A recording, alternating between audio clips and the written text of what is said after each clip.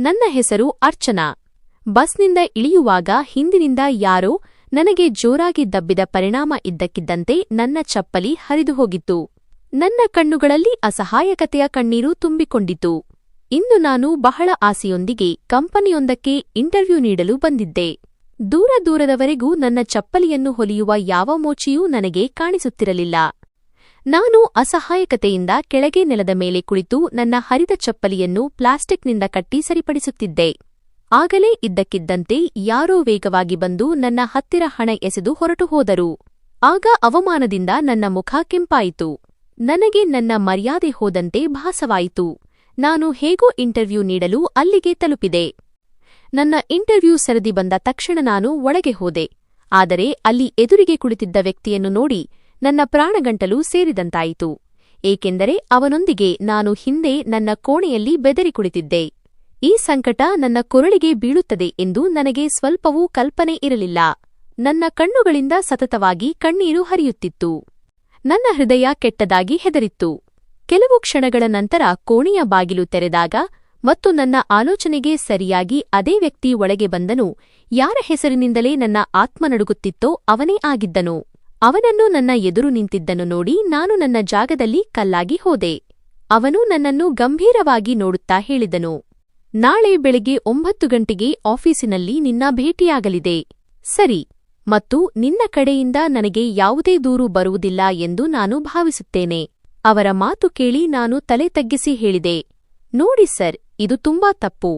ನಾನು ಈ ಕಂಪನಿಗೆ ಮತ್ತು ಈ ಹುದ್ದೆಗೆ ತಯಾರಿಲ್ಲ. ನಾನು ನನ್ನ ಮಾತನ್ನು ಪೂರ್ತಿಗೊಳಿಸುವ ಮುನ್ನವೇ ಅವನು ತನ್ನ ಕಠಿಣ ಧ್ವನಿಯಲ್ಲಿ ಹೇಳಿದನು, ನಿನಗೆ ಹೇಳಿರುವುದರ ಕಡೆ ಗಮನ ಕೊಡು.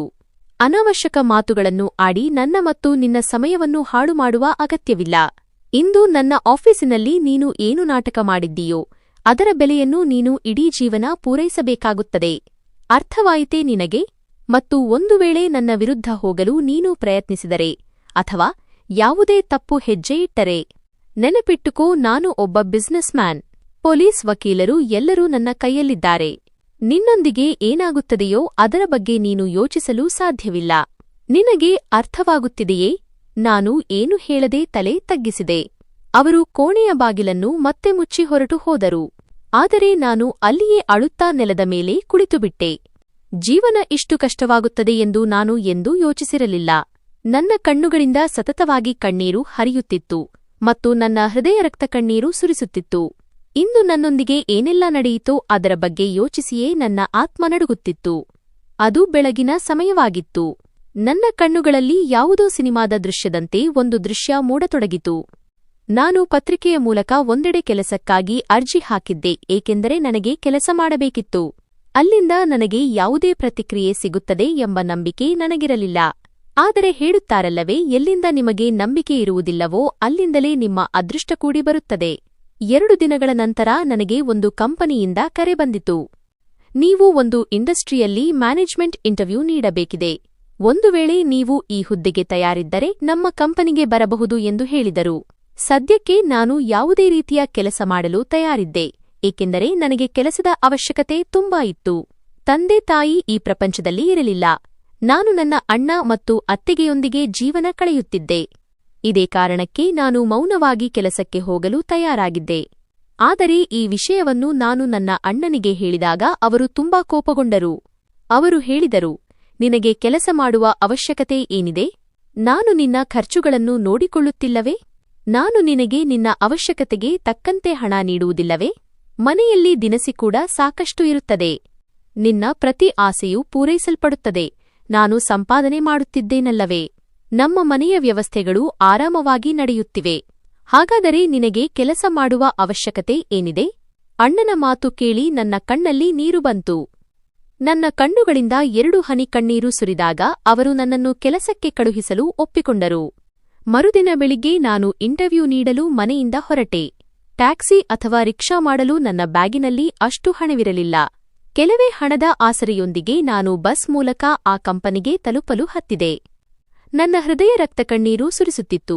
ಇಂದು ನನ್ನ ತಂದೆ ಬದುಕಿದ್ದರೆ ನನಗೆ ಇಷ್ಟು ಚಿಂತೆ ಮಾಡುವ ಅವಶ್ಯಕತೆ ಇರುತ್ತಿರಲಿಲ್ಲ ಎಂದು. ಕೆಲಸಕ್ಕಾಗಿ ಮನೆಯಿಂದ ಹೊರಗೆ ಬರುವ ಅಗತ್ಯವೂ ಇರುತ್ತಿರಲಿಲ್ಲ. ಅವರೇ ಎಲ್ಲವನ್ನೂ ನಿಭಾಯಿಸುತ್ತಿದ್ದರು. ಹೆಣ್ಣುಮಕ್ಕಳಿಗೆ ತಂದೆ ಬದುಕಿರುವುದು ಬಹಳ ಮುಖ್ಯ. ಯಾರಾದರೂ ಪ್ರಪಂಚದಿಂದ ನಿರ್ಗಮಿಸಿದರೆ ಹೆಣ್ಣುಮಕ್ಕಳು ಅಕ್ಷರಶಃ ಅನಾಥರಾಗುತ್ತಾರೆ. ತಂದೆ ಇಲ್ಲದ ಮಗಳು ತಾನು ಸ್ವತಃ ಸಂಪಾದಿಸುವವರೆಗೂ ಮಾತ್ರ ಸುರಕ್ಷಿತವಾಗಿರುತ್ತಾಳೆ. ಉಳಿದಂತೆ ಪ್ರಪಂಚದವರು ಆ ಮಗಳನ್ನು ಆದಷ್ಟು ಬೇಗ ತುಳಿಯಲು ಪ್ರಯತ್ನಿಸುತ್ತಾರೆ. ನಾನು ಬಸ್ ಹತ್ತಿದ ಕೂಡಲೇ ಬಸ್ಸಿನ ಎಲ್ಲಾ ಸೀಟುಗಳಲ್ಲೂ ಜನ ಕುಳಿತಿರುವುದನ್ನು ನೋಡಿದೆ. ಅದಕ್ಕಾಗಿ ನಾನು ಮುಂದೆಯೇ ಕಂಬಿ ಹಿಡಿದು ನಿಂತುಕೊಂಡೆ. ಸ್ವಲ್ಪ ಸಮಯದ ನಂತರ ಒಂದು ಬಸ್ ಸ್ಟಾಪ್ನಲ್ಲಿ ಬಸ್ ನಿಂತಾಗ ಹಲವು ಜನರು ಮತ್ತೆ ಹತ್ತಿದರು ಮತ್ತು ಇದ್ದಕ್ಕಿದ್ದಂತೆ ನನಗೆ ಹಿಂದಿನಿಂದ ಜೋರಾದ ತಳ್ಳುವಿಕೆ ಅನುಭವವಾಯಿತು. ಇದರಿಂದಾಗಿ ನನ್ನ ಚಪ್ಪಲಿ ಹರಿದು ಹೋಯಿತು. ನಾನು ಗಾಬರಿಯಿಂದ ನನ್ನ ಚಪ್ಪಲಿಯ ಕಡೆ ನೋಡಿದೆ. ನನ್ನ ಹತ್ತಿರ ಈಗ ಬೇರೆ ಯಾವುದೇ ಚಪ್ಪಲಿ ಅಥವಾ ಸ್ಯಾಂಡಲ್ ಇರಲಿಲ್ಲ. ಅದನ್ನು ಧರಿಸಿ ನಾನು ಎಲ್ಲಿಗಾದರೂ ಹೋಗಲು ಸಾಧ್ಯವಿರಲಿಲ್ಲ. ಮತ್ತು ಉಳಿದ ದಾರಿಯಲ್ಲಿ ನಾನು ಮನೆಗೆ ಹೇಗೆ ಹೋಗಲಿ? ಇದನ್ನೇ ಯೋಚಿಸಿ ನನ್ನ ಹೃದಯ ಗಾಬರಿಯಾಗುತ್ತಿತ್ತು. ನಾನು ಅಲ್ಲಿಯೇ ತಲೆ ಹಿಡಿದು ನಿಂತುಬಿಟ್ಟಿದ್ದೆ. ಹಿಂದೆ ಇದ್ದವರ ಮೇಲೆ ಕೋಪ ಮಾಡಿಕೊಳ್ಳಬೇಕು ಎಂದು ಅನ್ನಿಸುತ್ತಿತ್ತು. ಆದರೆ ಸದ್ಯಕ್ಕೆ ನಾನು ನನ್ನನ್ನು ನಿಯಂತ್ರಿಸಿಕೊಂಡೆ. ಸ್ವಲ್ಪ ಸಮಯದ ನಂತರ ನನ್ನ ಸ್ಟಾಪ್ ಬಂತು ಮತ್ತು ನಾನು ಬಸ್ನಿಂದ ಇಳಿದೆ. ನನ್ನ ಚಪ್ಪಲಿಯ ಸ್ಥಿತಿ ಸಾಕಷ್ಟು ಕೆಟ್ಟದಾಗಿತ್ತು. ಅದಕ್ಕಾಗಿಯೇ ನಾನು ನೆಲದ ಮೇಲೆ ಕುಳಿತು ಅದನ್ನು ಜೋಡಿಸಲು ಪ್ರಯತ್ನಿಸತೊಡಗಿದೆ. ನನ್ನ ಕಣ್ಣಲ್ಲಿ ನೀರಿತ್ತು. ಮನಸ್ಸು ಗಾಬರಿಯಾಗಿತ್ತು ಮತ್ತು ನಾನೀಗ ಏನು ಮಾಡಲಿ ಎಂದು ತಿಳಿಯುತ್ತಿರಲಿಲ್ಲ. ಮೋಚಿ ಇಲ್ಲದೆ ಈ ಚಪ್ಪಲಿ ಸರಿಯಾಗಲು ಸಾಧ್ಯವಿರಲಿಲ್ಲ. ಅಕ್ಕಪಕ್ಕದಲ್ಲಿ ಮೋಚಿಗಾಗಿ ಕಣ್ಣಾಡಿಸಿದೆ. ಆದರೆ ನನಗೆ ಯಾರೂ ಕಾಣಿಸಲಿಲ್ಲ. ಕೆಲವು ಕ್ಷಣಗಳ ಕಾಲ ನಾನು ನಿಂತಲ್ಲೇ ನನ್ನ ಚಪ್ಪಲಿಯನ್ನೇ ನೋಡುತ್ತಾ ಇದ್ದೆ. ನಾನು ಇಂಡಸ್ಟ್ರಿಯಲ್ ಏರಿಯಾದಿಂದ ಸ್ವಲ್ಪ ದೂರದಲ್ಲಿದ್ದೆ. ನಾನು ಇನ್ನೂ ನಡೆದುಕೊಂಡು ಹೋಗುವ ದಾರಿಯನ್ನು ಕ್ರಮಿಸಬೇಕಿತ್ತು. ಹಾಗಾಗಿ ಏನೋ ಯೋಚಿಸಿ ನಾನು ನೆಲದಿಂದ ಒಂದು ಪ್ಲಾಸ್ಟಿಕ್ ಚೀಲವನ್ನು ಎತ್ತಿಕೊಂಡೆ ಮತ್ತು ನೆಲದ ಮೇಲೆ ಕುಳಿತು ಅದನ್ನೇ ಕಟ್ಟತೊಡಗಿದೆ. ಹೇಗೋ ಮಾಡಿ ನಾನು ಇದನ್ನು ನಿಭಾಯಿಸಲೇಬೇಕಿತ್ತು ಮತ್ತು ಸದ್ಯಕ್ಕೆ ನಾನು ಇಂಟರ್ವ್ಯೂ ನೀಡಬೇಕಿತ್ತು. ನನಗೆ ಎಲ್ಲದಕ್ಕಿಂತ ಹೆಚ್ಚಾಗಿ ಸಮಯಕ್ಕೆ ತಲುಪುವ ಮತ್ತು ಇಂಟರ್ವ್ಯೂ ನೀಡುವ ಚಿಂತೆ ಆಗುತ್ತಿತ್ತು. ನಾನು ನೆಲದ ಮೇಲೆ ಕುಳಿತು ನನ್ನ ಚಪ್ಪಲಿಯನ್ನು ಜೋಡಿಸುತ್ತಿದ್ದಾಗ ಇದ್ದಕ್ಕಿದ್ದಂತೆ ಒಬ್ಬ ವ್ಯಕ್ತಿ ನನ್ನ ಕಡೆಗೆ ಹಣ ಎಸೆದನು ಮತ್ತು ಎಲ್ಲೆಲ್ಲಿಂದಲೂ ಜನರು ಬಂದು ಭಿಕ್ಷೆ ಬೇಡಲು ಕುಳಿತುಬಿಡುತ್ತಾರೆ ಎಂದು ಹೇಳಿದನು. ಇಷ್ಟು ಹೇಳುತ್ತಾ ಅವನು ಅಲ್ಲಿಂದ ಮುಂದೆ ಹೋದನು. ಆದರೆ ನಾನು ಅವನು ಹಿಂದಿನಿಂದ ಹೋಗುವುದನ್ನೇ ನೋಡುತ್ತಾ ಉಳಿದೆ. ನನ್ನಲ್ಲಿ ಎದ್ದು ನಿಂತು ಈ ವ್ಯಕ್ತಿಯನ್ನು ಕರೆದು ಅವನ ಹಣವನ್ನು ಅವನ ಮುಖಕ್ಕೆ ಎಸೆದು ನಾನು ಭಿಕ್ಷೆ ಬೇಡುವವಳಲ್ಲ ಎಂದು ಹೇಳುವಷ್ಟು ಧೈರ್ಯವಿರಲಿಲ್ಲ. ಆದರೆ ಅಳುವುದನ್ನು ಬಿಟ್ಟು ನನಗೆ ಬೇರೇನೂ ಬರುತ್ತಿರಲಿಲ್ಲ. ನಾನು ನನ್ನ ಕಣ್ಣಲ್ಲಿ ಬಂದ ತೇವಾಂಶವನ್ನು ಕೈಗಳಿಂದ ಒರೆಸಿಕೊಂಡೆ ಮತ್ತು ಆ ಹಣವನ್ನು ತೆಗೆದುಕೊಂಡು ಮುಷ್ಟಿಯಲ್ಲಿ ಬಿಗಿದುಕೊಂಡೆ. ನನಗೆ ವಿಪರೀತ ಕೋಪ ಬರುತ್ತಿತ್ತು. ಆ ಹಣವನ್ನು ಖರ್ಚು ಮಾಡುವ ಉದ್ದೇಶ ನನಗಿರಲಿಲ್ಲ. ಬದಲಾಗಿ ದೇವರ ದಾರಿಯಲ್ಲಿ ಯಾರಿಗಾದರೂ ನೀಡುವ ಉದ್ದೇಶವಿತ್ತು. ನನ್ನ ಕೆಟ್ಟ ಸಮಯ ನಡೆಯುತ್ತಿದ್ದರೂ ನಾನು ಯಾರದ್ದೋ ಭಿಕ್ಷೆಯನ್ನು ತೆಗೆದುಕೊಂಡು ಬದುಕಲು ಸಾಧ್ಯವಿರಲಿಲ್ಲ. ಚಪ್ಪಲಿಯನ್ನು ಚೀಲದಿಂದ ಕಟ್ಟಿಕೊಂಡ ನಂತರ ನಾನು ನನ್ನ ಹೆಜ್ಜೆಗಳನ್ನು ಎಳೆದಾಡುತ್ತಾ ನಡೆಯಲಾರಂಭಿಸಿದೆ. ವೇಗವಾಗಿ ನಡೆದರೆ ಕಟ್ಟಿದ ಚಪ್ಪಲಿ ಮತ್ತೆ ಹರಿದು ಹೋಗುತ್ತಿತ್ತು, ಏಕೆಂದರೆ ಅದು ಗಟ್ಟಿಯಾಗಿ ಸೇರಿಕೊಂಡಿರಲಿಲ್ಲ. ಕೇವಲ ಚೀಲದಿಂದ ಕಟ್ಟಲಾಗಿತ್ತು. ಮುಂದೆ ಹೋಗಿ ನಾನು ಭಿಕ್ಷೆ ಬೇಡಲು ಅಲೆದಾಡುತ್ತಿದ್ದ ಭಿಕ್ಷುಕನಿಗೆ ಆ ಹಣವನ್ನು ನೀಡಿದೆ. ಆ ಸಮಯದಲ್ಲಿ ನಾನು ಎಷ್ಟು ದೊಡ್ಡ ನೋವಿನಿಂದ ಹೋಗುತ್ತಿದ್ದೆ ಎಂದರೆ ಯಾರಿಗೂ ನನ್ನ ನೋವಿನ ಬಗ್ಗೆ ಹೇಳಲು ಸಾಧ್ಯವಾಗುತ್ತಿರಲಿಲ್ಲ. ಹೇಗೋ ನಡೆದು ನಾನು ಸ್ವಲ್ಪ ಸಮಯದ ನಂತರ ಇಂಡಸ್ಟ್ರಿಯವರೆಗೆ ಬಂದೆ. ಆ ದೊಡ್ಡ ಕಟ್ಟಡವನ್ನು ನೋಡಿ ನನಗೆ ನನ್ನ ಗುರುತು ತುಂಬಾ ಚಿಕ್ಕದಾಗಿ ಕಾಣಿಸತೊಡಗಿತು. ಹಳೆಯ ಬಟ್ಟೆಗಳು ಮತ್ತು ಪ್ಲಾಸ್ಟಿಕ್ ಚೀಲ ಕಟ್ಟಿದ ಹರಿದ ಚಪ್ಪಲಿ. ಒಂದು ಕಡೆಯಿಂದ ನನ್ನ ದುಪಟ್ಟಾದ ತುದಿಯೂ ಹರಿದಿತ್ತು. ನಾನು ದೀರ್ಘವಾಗಿ ಉಸಿರು ತೆಗೆದುಕೊಂಡೆ ಮತ್ತು ದೇವರ ಹೆಸರು ಹೇಳಿ ಒಳಗೆ ಪ್ರವೇಶಿಸಿದೆ. ನನ್ನ ಸ್ಥಿತಿ ಅಷ್ಟು ಕೆಟ್ಟದಾಗಿರಲಿಲ್ಲ. ಯಾರೂ ನನ್ನನ್ನು ನೋಡಿ ಭಿಕ್ಷೆ ಬೇಡುವವಳು ಎಂದು ಭಾವಿಸುವಂತಿರಲಿಲ್ಲ. ರಿಸೆಪ್ಷನ್ನಲ್ಲೇ ನನ್ನನ್ನು ತಡೆಯಲಾಯಿತು. ಬಹುಶಃ ನನ್ನ ವೇಷಭೂಷಣದಿಂದ ಅವಳು ನನಗೆ ಏನನ್ನಾದರೂ ಹೇಳುತ್ತಿದ್ದಳೇನೋ. ಅದಕ್ಕೂ ಮೊದಲೇ ನಾನು ಅವಳಿಗೆ ನನ್ನ ಪರಿಚಯ ನೀಡಿದೆ. ಅವಳು ಕೂಡಲೇ ಕಂಪ್ಯೂಟರ್ನಲ್ಲಿ ನನ್ನ ಹೆಸರು ಇತ್ಯಾದಿ ಚೆಕ್ ಮಾಡಿದಳು. ನಂತರ ನನಗೆ 3ನೇ ಮಹಡಿಗೆ ಹೋಗಲು ಹೇಳಲಾಯಿತು. ನಾನು ಧೈರ್ಯ ಮಾಡಿ ಮೆಟ್ಟಿಲುಗಳ ಕಡೆಗೆ ನಡೆಯಲಾರಂಭಿಸಿದೆ. ನನ್ನ ಹೃದಯ ಜೋರಾಗಿ ಬಡಿದುಕೊಳ್ಳುತ್ತಿತ್ತು. ನಾನು ಮೆಟ್ಟಿಲುಗಳನ್ನು ಹತ್ತುತ್ತಿದ್ದಾಗ ಇದ್ದಕ್ಕಿದ್ದಂತೆ ಒಬ್ಬ ಮಹಿಳೆ ಹಿಂದಿನಿಂದ ನನ್ನನ್ನು ಕರೆದಳು. ಓ ಮೇಡಂ, ಇಲ್ಲಿ ಲಿಫ್ಟ್ ಇದೆ. ನೀವು ಮೆಟ್ಟಿಲುಗಳಿಂದ ಏಕೆ ಹೋಗುತ್ತಿದ್ದೀರಿ? ಮುಂದೆ ನಿಮಗೆ ಕತ್ತಲೆ ಸಿಗುತ್ತದೆ. ಲೈಟ್ಸ್ ಕೂಡ ಇಲ್ಲ. ನಾನು ಆಕೆಯ ಮಾತು ಕೇಳಿ ಗಾಬರಿಯಿಂದ ತಿರುಗಿದೆ. ಎದುರಿಗೆ ನಿಂತಿದ್ದ ಮಹಿಳೆಯನ್ನು ನೋಡಿ ನನ್ನ ಮನಸ್ಸು ವಿಚಿತ್ರವಾಯಿತು. ಅವಳು ಸಾಕಷ್ಟು ದುಬಾರಿ ಬಟ್ಟೆಗಳನ್ನು ಧರಿಸಿದ್ದಳು. ಆದರೆ ಅವಳು ಸಾಕಷ್ಟು ಬುದ್ಧಿವಂತ ಮಹಿಳೆಯಂತೆ ಕಾಣುತ್ತಿದ್ದಳು. ನಾನು ತಲೆ ತಗ್ಗಿಸಿ, ಮೇಡಂ, ನನಗೆ ಲಿಫ್ಟ್ನಲ್ಲಿ ಉಸಿರುಗಟ್ಟಿದಂತಾಗುತ್ತದೆ. ನಾನು ಮೆಟ್ಟಿಲುಗಳಿಂದಲೇ ಹೋಗುತ್ತೇನೆ ಎಂದು ಹೇಳಿದೆ. ನನ್ನ ಹತ್ತಿರ ಮೊಬೈಲ್ ಇದೆ, ಅದರ ಲೈಟ್ ಆನ್ ಮಾಡಿಕೊಳ್ಳುತ್ತೇನೆ ಎಂದು ಹೇಳಿದೆ. ಆಗ ಆ ಮಹಿಳೆ, ನಾನು ಲಿಫ್ಟ್ನಿಂದ ಹೋಗುತ್ತಿದ್ದೇನೆ, ನೀವು ನನ್ನ ಜೊತೆ ಬನ್ನಿ, ನಿಮಗೆ ಗಾಬರಿ ಅನ್ನಿಸುವುದಿಲ್ಲ, ಬದಲಾಗಿ ನಿಮಗೆ ಸಾಕಷ್ಟು ಹಿತವೆನಿಸುತ್ತದೆ ಎಂದಳು. ಆದರೆ ನಾನು ಏನೂ ಹೇಳದೆ ಮತ್ತು ಅವಳ ಮಾತನ್ನು ಕೇಳದೆ ಮೆಟ್ಟಿಲುಗಳ ಕಡೆಗೆ ಹೋದೆ. ಇಲ್ಲಿರುವ ಪ್ರತಿಯೊಬ್ಬ ವ್ಯಕ್ತಿಯೂ ನನ್ನನ್ನೇ ಗುರಾಯಿಸುತ್ತಿದ್ದಾರೆ ಎಂದು ಅನ್ನಿಸುತ್ತಿತ್ತು. ಬಹುಶಃ ಇದು ನನ್ನ ಮನಸ್ಸಿನ ಭ್ರಮೆಯಿರಬಹುದು ಅಥವಾ ಬೇರೆ ವಿಷಯವಿರಬಹುದು. ಆದರೆ ಸದ್ಯಕ್ಕೆ ನಾನು ಮೆಟ್ಟಿಲುಗಳನ್ನು ಹತ್ತುವುದೇ ಉತ್ತಮ ಎಂದು ಭಾವಿಸಿದೆ. ಆದರೆ ಆ ಮಹಿಳೆ ಹೇಳಿದ್ದು ಸಂಪೂರ್ಣ ನಿಜವಾಗಿತ್ತು. ಒಂದು ಮೆಟ್ಟಿಲು ಹತ್ತಿದ ಕೂಡಲೇ ಕತ್ತಲೆ ಆವರಿಸಿತು. ನಾನು ಕೂಡಲೇ ನನ್ನ ಪರ್ಸ್ನಿಂದ ಮೊಬೈಲ್ ತೆಗೆದೆ ಮತ್ತು ಅದರ ಟಾರ್ಚ್ ಆನ್ ಮಾಡಿ 3ನೇ ಮಹಡಿಯವರೆಗೆ ಹತ್ತಲು ಪ್ರಾರಂಭಿಸಿದೆ. ನನ್ನ ಮುರಿದ ಚಪ್ಪಲಿಯೊಂದಿಗೆ ನಡೆಯುವುದು ನನಗೆ ಸಾಕಷ್ಟು ಕಷ್ಟವಾಗುತ್ತಿತ್ತು. ಆದರೆ ನಾನು ನನ್ನ ಮನಸ್ಸನ್ನು ಗಟ್ಟಿ ಮಾಡಿಕೊಂಡು ನಡೆಯುತ್ತಲೇ ಇದ್ದೆ. 3ನೇ ಮೆಟ್ಟಿಲು ತಲುಪುವಾಗ ನನ್ನ ಉಸಿರು ಸಾಕಷ್ಟು ಏರಿಳಿಯುತ್ತಿತ್ತು. ಮೆಟ್ಟಿಲುಗಳು ಚೆನ್ನಾಗಿದ್ದವು, ಆದರೆ ಹಂತಗಳು ಸ್ಟೆಪ್ಸ್ ಸಾಕಷ್ಟು ದೊಡ್ಡದಾಗಿ ಮಾಡಲ್ಪಟ್ಟಿದ್ದವು. ಇದರಿಂದಾಗಿ ನನಗೆ ಸಾಕಷ್ಟು ಸಮಯ ಬೇಕಾಯಿತು. 3ನೇ ಮಹಡಿಯಲ್ಲಿ ಒಂದು ಕ್ಷಣ ನಾನು ಸ್ತಬ್ಧಳಾದೆ. ಹಾಲಿನಲ್ಲಿ ಸಾಕಷ್ಟು ಜನರು ನನಗೆ ಕಾಣಿಸಿದರು. ಅವರು ಈಗಾಗಲೇ ಇಂಟರ್ವ್ಯೂ ನೀಡಲು ಅಲ್ಲಿ ಹಾಜರಿದ್ದರು. ಅವರ ಕೈಗಳಲ್ಲಿ ಫೈಲ್ಸ್ಗಳಿದ್ದವು. ಅವರು ದುಬಾರಿ ಬಟ್ಟೆಗಳನ್ನು ಧರಿಸಿದ್ದರು. ಹುಡುಗಿಯರ ಮುಖಗಳನ್ನು ನೋಡಿದರೆ ಅವರೆಲ್ಲರೂ ಈ ಹುದ್ದೆಗೆ ಸೂಕ್ತವಾಗಿದ್ದಾರೆ ಎಂದು ಅನ್ನಿಸುತ್ತಿತ್ತು. ನನ್ನನ್ನು ಹೊರತುಪಡಿಸಿ ನಾನು ಸುಮ್ಮನೆ ಒಂದು ಮೂಲೆಯಲ್ಲಿ ಹೋಗಿ ಕುಳಿತೆ. ಹಲವು ಬಾರಿ ನನ್ನ ಮನಸ್ಸಿನಲ್ಲಿ ಇಲ್ಲಿಂದ ಹೋಗಿಬಿಡಬೇಕು ಎಂಬ ಆಲೋಚನೆ ಬರುತ್ತಿತ್ತು. ನಾನು ಇಲ್ಲಿ ಇರಲು ಯೋಗ್ಯಳಲ್ಲ ಎಂದು ಅನ್ನಿಸುತ್ತಿತ್ತು. ಆದರೆ ನನಗೆ ನನ್ನ ತಂದೆಯ ಒಂದು ಮಾತು ನೆನಪಾಯಿತು. ಜೀವನವು ನಿಮ್ಮನ್ನು ಅನೇಕ ಘಟ್ಟಗಳಲ್ಲಿ ತಂದು ನಿಲ್ಲಿಸುತ್ತದೆ ಎಂದು ಅವರು ಹೇಳಿದ್ದರು.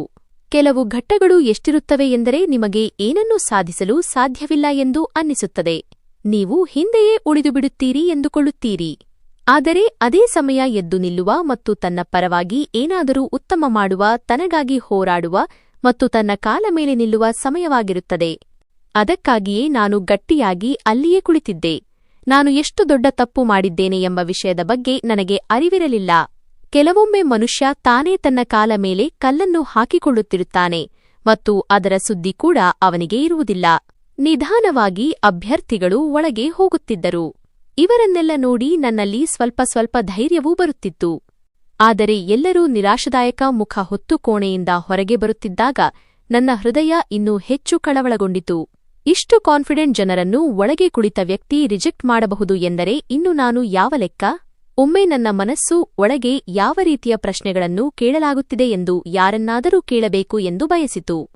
ಒಳಗೆ ಕುಳಿತಿರುವ ವ್ಯಕ್ತಿ ಎಂಥ ಸ್ವಭಾವದವನು? ಆದರೆ ನಾನು ಮಾತನಾಡುವುದರಲ್ಲಿ ಅಷ್ಟು ಪರ್ಫೆಕ್ಟ್ ಆಗಿರಲಿಲ್ಲ. ನನಗೆ ಜನರೊಂದಿಗೆ ಮಾತನಾಡಲು ತುಂಬಾ ಮುಜುಗರವಾಗುತ್ತಿತ್ತು. ಅದಕ್ಕಾಗಿಯೇ ನಾನು ಅಲ್ಲಿ ಮೌನವಾಗಿಯೇ ಕುಳಿತಿದ್ದೆ. ಬಹುತೇಕ ಎಲ್ಲರ ಇಂಟರ್ವ್ಯೂ ಆಗಿತ್ತು ಮತ್ತು ಕೊನೆಯಲ್ಲಿ ನನಗೆ ಒಳಗೆ ಹೋಗಲು ಸೂಚನೆ ನೀಡಲಾಯಿತು. ನಾನು ದೀರ್ಘ ಉಸಿರು ತೆಗೆದುಕೊಂಡು ಬಾಗಿಲ ಬಳಿ ಬಂದೆ.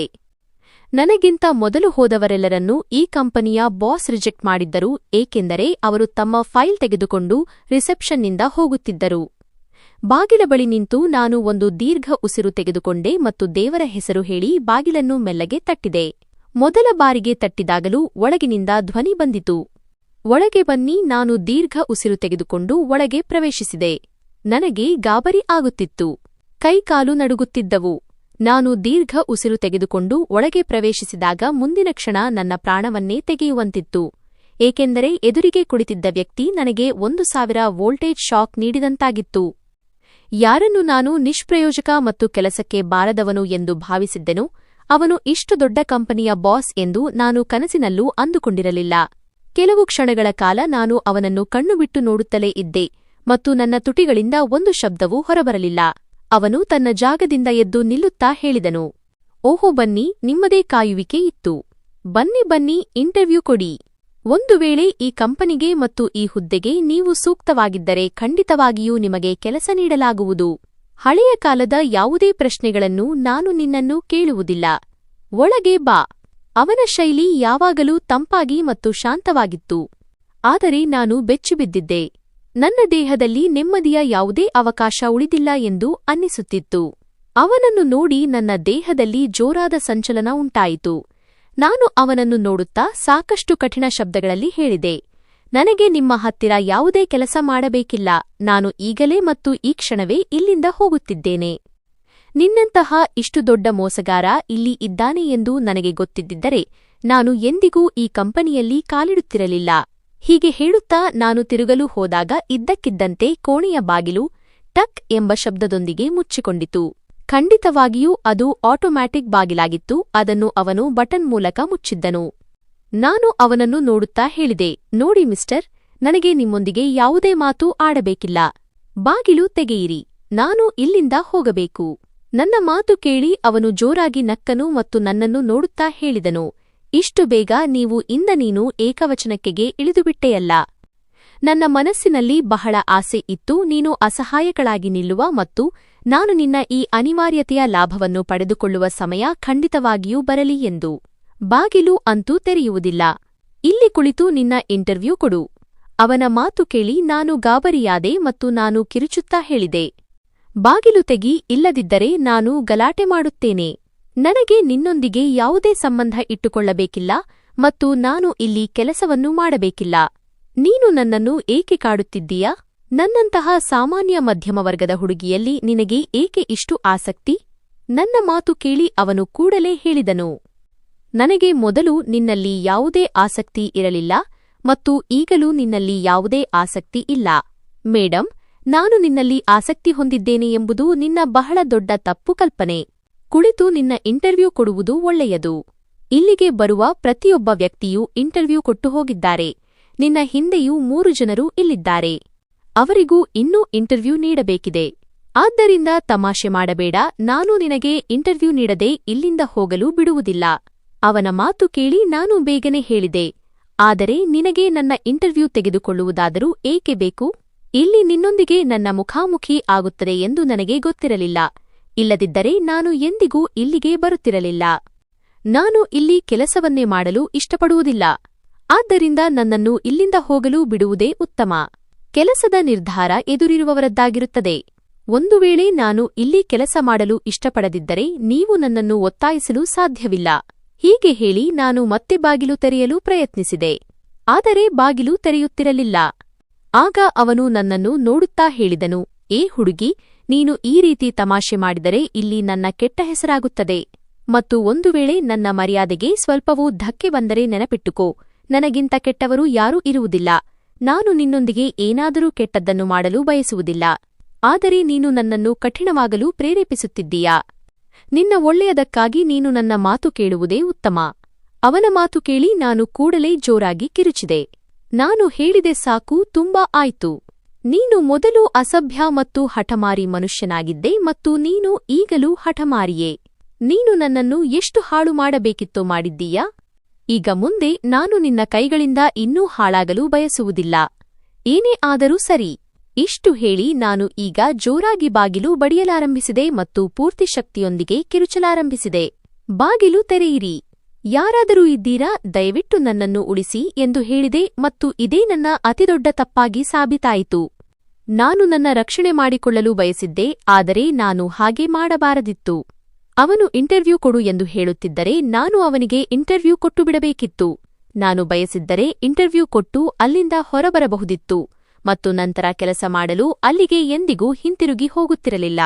ಆದರೆ ಹೇಳುತ್ತಾರಲ್ಲವೇ, ಮನುಷ್ಯನ ತಲೆಗೆ ಕೋಪ ಏರಿದರೆ ಅವನು ತನ್ನ ಪ್ರಜ್ಞೆ ಕಳೆದುಕೊಳ್ಳುತ್ತಾನೆ ಎಂದು.